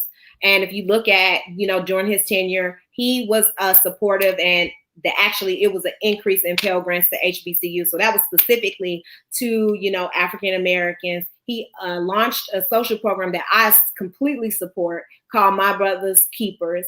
And it was a program that specifically targeted Black youth in communities. And there was, over 250 of these programs in like all 50 states.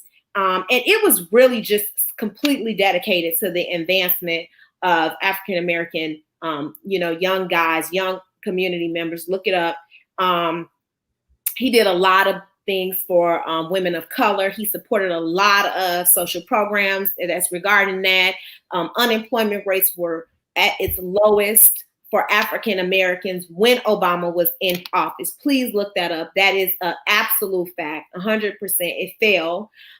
He created a lot of manufacturing positions, and those positions have a disproportionately larger number of African American people in those positions. And he created over 400,000 jobs when he was in office. There's just so many different things that he supported. I can't even remember all of the civil rights dispositions that he actually advocated for, but he was very intricate in supporting a lot of those things. And I mean, had I had time to prepare, I would have probably looked up all of the things Obama did that specifically helped the Black community. But that was just a few. But you know what? Can I say one point also? Is like, see, here we are, right? The fact that like, okay, Obama's Black, right? Or even somebody, well, he's not all the way Black. Hey, he's considered Black. But the thing is like, man, do we do this with any other candidate? Like, I don't even think we did. Like, we're not even doing this now. It's like, because again, this shows like just a level of conditioning that even us as Black people, I still got to critique Barack harder than all these other white men along the way because he was Black. Now I got to say, well, what did he do for us? Like, but people asking the same questions on what is Trump doing for Black people. And the thing is like, I'm not saying he didn't. I think for business owners, entrepreneurs, yeah, he did remove barriers for that. But you know what? I own it. I'm not in that space. So the thing is like, that's a different group of people, whether they Black, white, or whatever, but I don't operate in that space. So the thing is like, hey, Trump may have done stuff like that, but the thing is like, it's heightened and it's elevated that Barack is the one person that he was supposed to. But the thing is, he didn't ground his campaign off of that. So the thing is like, shame on us every time as citizens for putting our trust and value into one single leader. And I think we do this, even though we have a Senate, we have a House of Representatives. But the thing is, we all put our faith into this one singular leader every election. and we think that this person is going to save us. And that's the part where, like, why all of a sudden we always adopt this mindset that I'm picking someone because I need them to help us, that we need to be saved. I hate that shit. Because the thing I really don't look at it like that. Absolutely. People put so much trust into these leaders that they think that they're going to be these superheroes. I do it for specific reasons, for job security and for creation of social programs. And I think that some people don't have those same mentality. So I have specific reasons why I vote for the people I vote for and why I support the parties I support. And you don't have to agree with it, but it is my personal stance, and I will never change that. There you go. Hey, Anton, I want to ask you, do you feel like Obama has done anything specifically for Black folks? No, absolutely not. And it's funny because I can specifically name particular groups that not only did he advocate for, but he changed laws on their behalf, such as the gay community and LGBTQ. Like, he was a huge champion of them, and he made sure that there were laws in place to support and empower them. Conversely, it's funny because, you know, entrepreneurship since Trump has gotten office within the Black community, and for these specific things that he's done within the Black community, and we're not even going to talk about the amount of people that he's freed within the Black community and commuted sentences and all of that. We're not even going to go there. But let's just talk about the things that he's actually done specifically to benefit people that look like me. Created opportunity, economic empowerment zones specifically within Black communities. He has been the biggest supporter of HBCUs and investing billions of dollars within those communities, specifically Georgia, Atlanta, all around that space. So it's just funny because, you know, I think that B-Nick said, I'm not sure if it was B-Nick or Tawana, but they specifically said, you know, why do we hold Obama to a specific standard? Why do we say, what has he done for the Black community? But I champion and I say, and if people are really listening, that's been the narrative as it relates to the Democratic Party in general. We go back to as long as we can vote, and we say, what has Biden done in 47 years in being a legislator? What has Bill Clinton done other than lock up more people during his presidency than any other, create laws to lock up more Black people during his presidency than any other president? What has all of these different legislatures, and if you want to go down the line, right, because Kamala Harris is your vice president nominee, right? We want to go down the line and we want to look at your House of Representatives, your Congress. If you want to go, and I can't speak specifically to people in your specific congressmen or legislators or whoever is in the Senate or your local leadership. If you just want to look at the mayors of these Democratic cities and have these conversations, nobody is holding the mayor of Chicago to the fire as much as they're holding Trump. And the mayor has more power and more impact on your lives than the president does. But we don't have that conversation to the extent that we have as it relates to how we personally feel about Trump. You know, it's so funny. I can do business with people that I personally don't agree with in their lives, but we both have a common goal for what it is that we're trying to accomplish. So I'm not looking to be friends with you. I'm not looking for you to inspire me and make me hopeful. I'm not looking for you to make me feel good about my circumstance and, oh, you can do better. I'm looking for specific policies. What have you done that actually benefits the people that I love, which is people that look like me within my community? And I can go through the list as it relates to, and I guess it's funny because people would assume that I've been conservative my whole life. But I actually voted, unfortunately, for Hillary Clinton. I voted historically for Democrats my entire life until I woke up and I started looking at it and saying, yo, what they believe in is the exact opposite of what I support. Everything that they've done has locked up this homie that I grew up with and locked up that homie, and this 3-strike rule affected this guy, even though it was a little small drug crime that wasn't even supposed to, that's a nonviolent crime. But then again, we figure out and we create a narrative that says, but I'm married to this party because we're unwilling to be objective and evaluate people individually based off the merits that they've instilled and the work that they've done. If somebody asked me, Anton, what have you been doing at the last 5 years at that company? I can give you a whole rundown. People ask, he asked him in a debate last night. He said, what have you done in 47 years? And he couldn't give one answer. Not one answer that's actually credible and validated why he should become president. But people will still vote for him based off the narrative to say, but I don't like how that other guy speaks. They won't identify the fact that President Obama deported more illegals than Trump did in his first 4 years in office. They won't talk about that. I got a question, and this is not a policy question, Anton. Be objective. If you want to vote across for the Democratic Party, or you want to vote for a specific person, that's cool.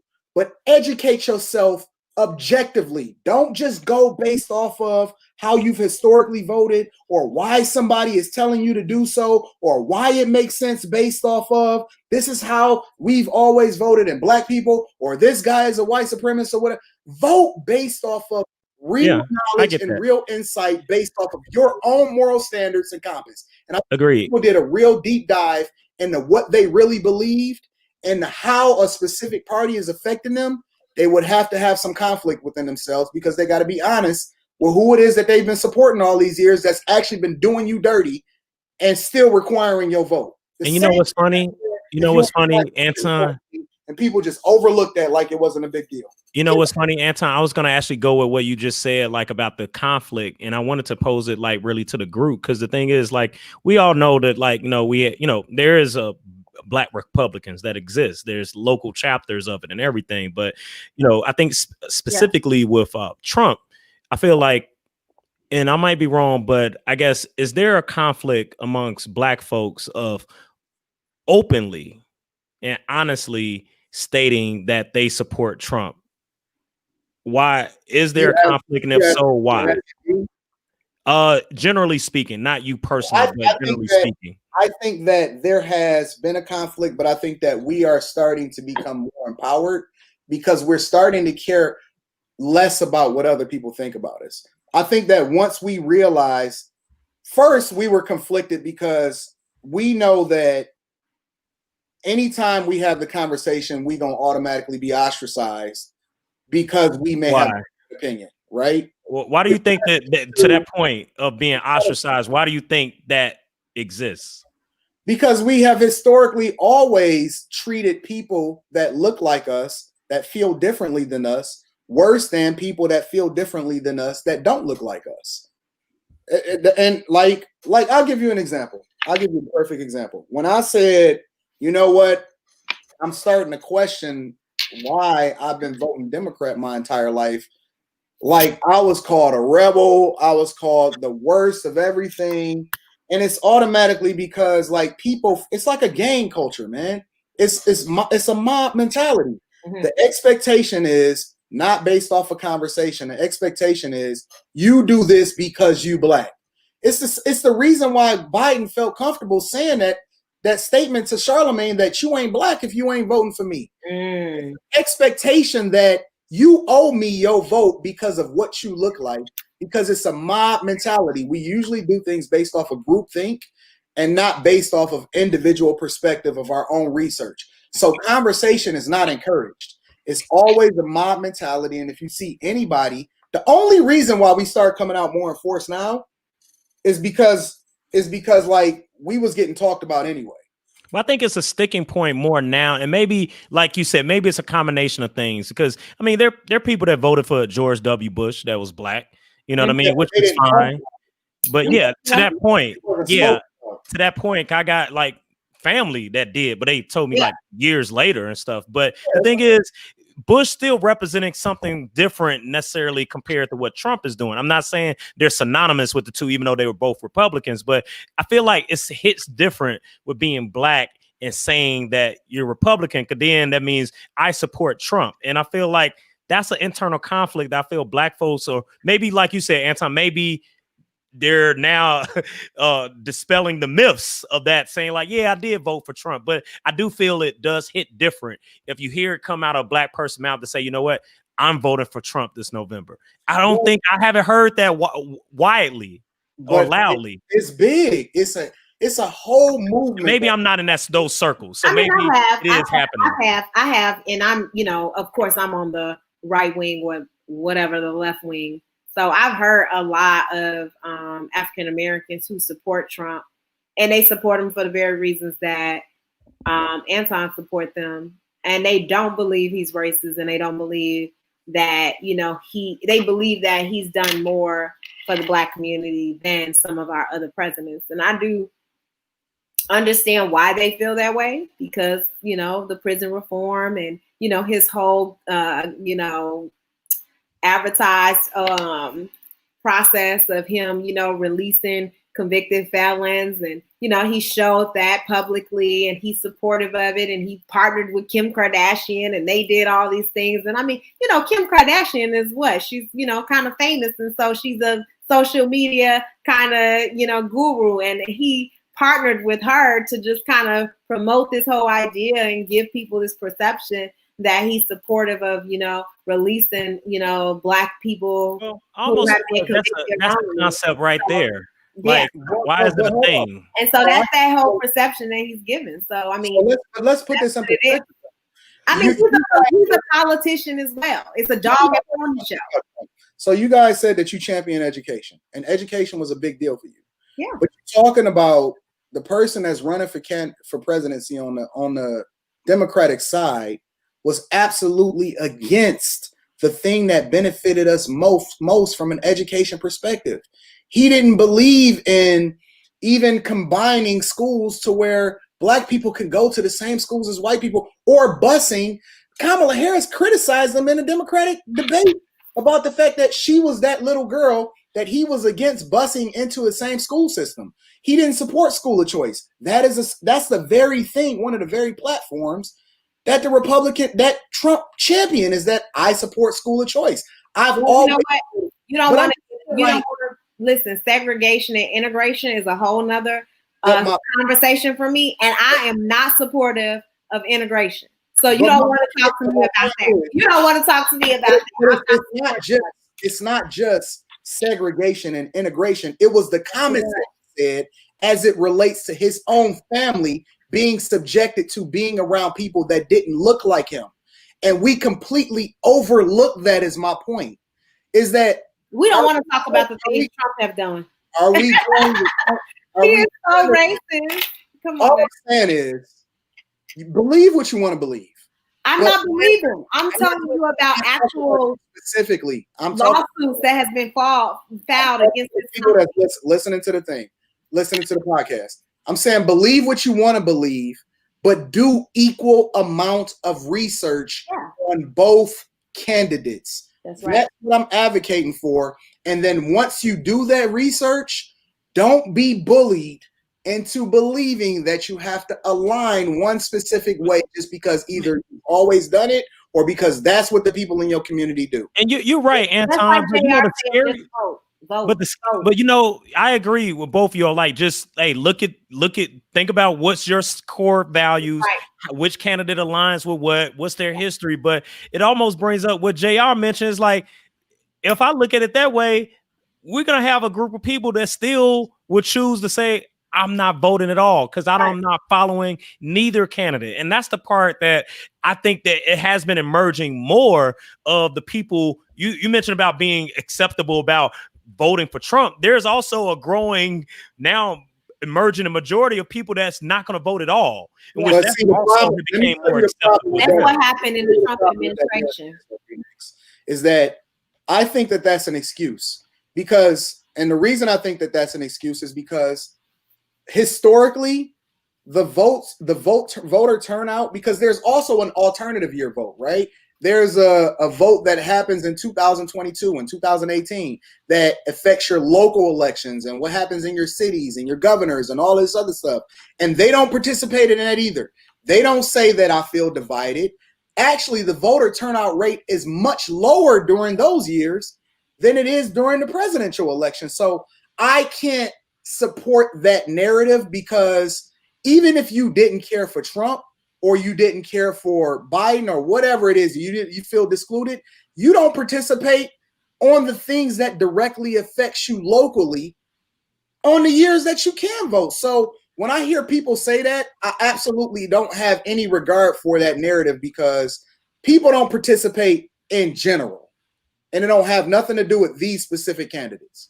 I do want to say that in 2012, there was a 4.6% decline, or a lot of people support the narrative that B. Nix is saying, is that they supported independent parties and they did not support either Republican or Democrat. And that is essentially what cost that's why, you know, Trump ended up winning, essentially, because we're looking at historical that are changing. Look at the 2012 election and what happened in the Trump administration. Yeah. And honestly, I think this kind of speaks again to like what we were just talking about with the debate. I honestly think maybe that model is not it anymore either. You know, it's like, huh? I said I agree. I don't think that model is it is either. Right, because it doesn't tell us anything substantial, you know. So I mean, all this was necessary, even like how trash it was. But you know, it does. I mean, Trump has gotten people attention for good and bad reasons. So I feel people are more engaged, and the fact there is more information out there. So to Anton's point, you almost at the same time can't give an excuse, because nowadays it's so much intel on people. Yeah. That you can't say you don't. I know back in the day where like you would really have to seek out those spaces, going to someone's like local political office or going to the library in these common areas to really learn like their policies and stuff. But now you can look it up. But I think that beyond the election, though, I still feel like there's a level of ignorance or people that are uninformed. And it's so crazy because we have to take the Constitution test to pass 8th grade. We got to take U.S. history before we complete, high school. But outside of those being mandates, people still are not like it never actually even comes up after high school. Like people really don't engage in it until like it's something that they feel compelled or like a moment. Like Anton mentioned, which Anton, I agree. I mean, I came up in a household where you just vote Democrat. I didn't know why until then I got older. And this was when, when I was in college, just when Bush was in office, and that's when, you start looking at like, oh, well, what is, because I just remember Bush really just, oh, that's, old man Bush's son. And he used to own the Texas Rangers. I was a baseball fan, So the thing is like one of those, like now people do have more access to the candidates, which can be good and bad, but I think there's a personal aspect. It's almost like when we look at like entertainers, right? And Trump is kind of an entertainer. It's almost like you have to separate almost President Trump from the person versus who he was in the past. Yeah, and that's the part. Trump is he's a, what is it called? The disruption. He was a disruptive innovation in this part. He flipped how we look at presidential candidates, how we communicate, the fact that how his primary form of communication is through Twitter, how he's fired and hired people at an alarming rate, but still continuing to function. That's how his show was function. The Apprentice. He fired people on the show. So I mean, he's not doing that in real life. That's the part that's made people feel uneasy also about Trump, because he's disrupted a lot of things that in the space of politics is a higher, it's a historical aspect of the country that really has always been the same. Yeah. Well, until now. The reason why I can respect Tawana, even though we have these debates and we have these disagreements, and she completely on a different side of the aisle as it relates to this presidential election, is because she actually has reasons, valid reasons, based off of her research that informs her decision. Yeah. The problem that I have is when people say they're going to do something just because somebody else is doing something, or that's the expectation behind who they are because of the color of their skin. That's the problem that I have. I'm not saying people should align with me. I'm not saying that you should align with Tawana. All I'm advocating for is for people to do their own research and step outside of, and I'm not even saying that like research, whatever, but do it based off of your own principles. Don't do it because, well, my daddy was told me I did when I was coming up, but I'm a grown man now and I'm 40 and I don't have the ability to make story. Absolutely. Absolutely. That's so many people's stories. So that's the part where I feel like going back to just local government or even not even government. We're dependent on government to educate us. There has to be more spaces in order to educate folks, because we got people that's not even in the school setting that truly are uninformed. And that's the part where I'm not saying that's the job of the president to do that during campaigning, but at some point we gotta break down these silos that we know exist. There are people that don't vote just because they don't know how to vote or how to look at it. So it's like, I don't want to be bothered, so I just don't do it at all. That's how some people do it. Yeah. I believe that Anton kind of conclude his point, and he can add to it if he would like. But basically, there's like three types of people: people voting for Trump just to get him out, people are voting Democrat or Republicans, or people are not voting at all because of character. Right. So, we're going to conclude this episode, and I want to get you guys final thoughts. Based off those three types of people that are voting, what advice would you give somebody right now? Tawana, final thoughts. Like, what advice would you give somebody? I think that primarily what you do when you vote is you look at what's important to you, what's key to you. And if community is important to you, and if that's what you value, then you look at the political party who supports those programs and those types of social settings that you support. And I think that when you investigate, you'll find out who supports those, who gives money to those programs, and that is who I align myself with, and that's who you should align yourself with. And it's all about research, and it's all about making sure that you are supporting. It's not just the president. You have judges, you have other senators, and you have all these different people that you're voting for that you really need to be informed about their political views and how they look at things. So don't just look at it like, oh, I'm supporting this president or I'm voting for the president. Like, you really need to think about all of the people who are in this election, and it affects your community directly. Me next. Again, we have people that voting for Trump just to try to get him out. We got people that's voting Democrat or Republicans strictly off just that. And we also have people that are not voting at all because of the character between the two candidates. If you could give somebody some advice right now that's kind of stuck, what advice would you give them? I almost want to say they really need to look within on what is your stance. It's kind of hard to say that I align with a particular candidate when you don't really know where you fit in this. So I think that exploration really has to come from within on what are the topics that you're passionate about. What are the areas on, when we think about just us being citizens in our own area, like, what is impactful to you? What would you like to see? And then once you kind of identify the things that you are passionate about that you would like to see, that either to maintain or to innovate and create, then you go back and match that up with the candidate that you feel you're not going to find a perfect candidate. It's just not possible, but at least the one that you feel really kind of speaks to you. And that's the part where I feel like, and maybe I'm speaking to my circle, but folks are lost as to, well, what is your stance, And I don't know if people know. And it's kind of, I think it's an uncomfortable conversation for folks to have as adults, to say they truly don't know what they're passionate about as it relates to their existence in our society. Where do they fit? And I think that's also part of the issue, where they may have historically felt that they never fit. They feel, invisible. So I think that really kind of, goes back to just finding what are your core stance, what things you align with, and finding a candidate that aligns with that. But you gotta educate yourself. Anton, final thoughts.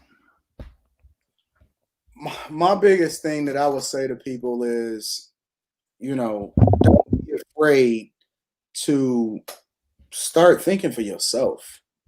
Like if you have an instinct or an inkling in which, you feel like you're being led, something rubs you the wrong way, or somebody is saying something that may not make sense, you don't have to subject yourself to it just because you're their friend. Like friends encourage each other to be better. We bounce ideas off of each other so that we can learn from each other and become greater as a result of it. Friends challenge each other. Friends want each other to become better, and they become better as a result of embracing each other's differences. Me learning what I've learned my entire life comes from, me traveling so much and talking to people that look nothing like me. My whole life's experience has been basically encapsulated in this space where I allow myself to be open to the possibility that I am wrong. You know what I'm saying? And so being wrong or being right has nothing to do with how you need to move. It's all subjective. It's about being humble enough to actually embrace the possibility that you can think differently. You can move in a different direction than you have moved in the past. You can grow, but all of that is based off of two things. It's based off of courage, and it's based off of being open to the possibility that you can evolve into something different.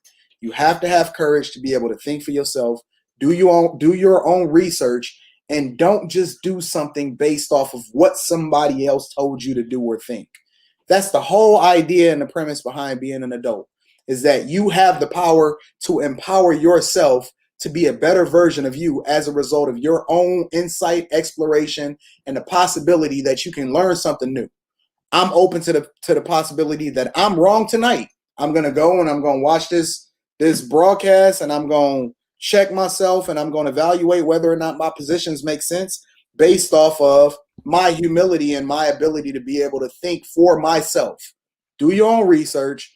Don't make excuses why you can't be involved. Even if you decide that you're not going to participate during this election, why aren't you participating in your local elections? Why aren't you evaluating who your congressmen and your House of Representatives are, and your Senate members, and your mayors, and your governors? We seen in 2020 that these people have the direct ability to determine whether or not we can even go outside. Whether you can even go outside. We learned that in 2020. They have the power to evaluate whether or not you can do that. You need to participate. You need to get involved. You need to get some insight into who you're voting for. Even if it's not on a presidential level, participate on the local level. There's things on the ballot that evaluate whether or not your school is going to get the funding that it's supposed to have.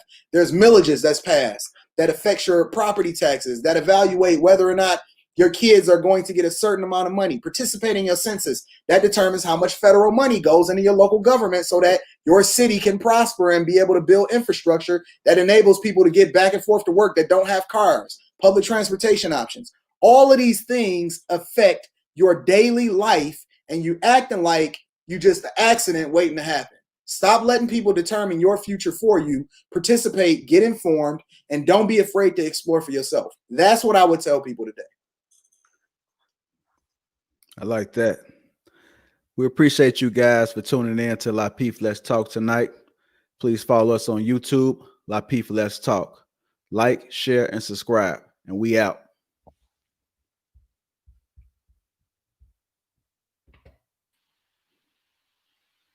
See y'all.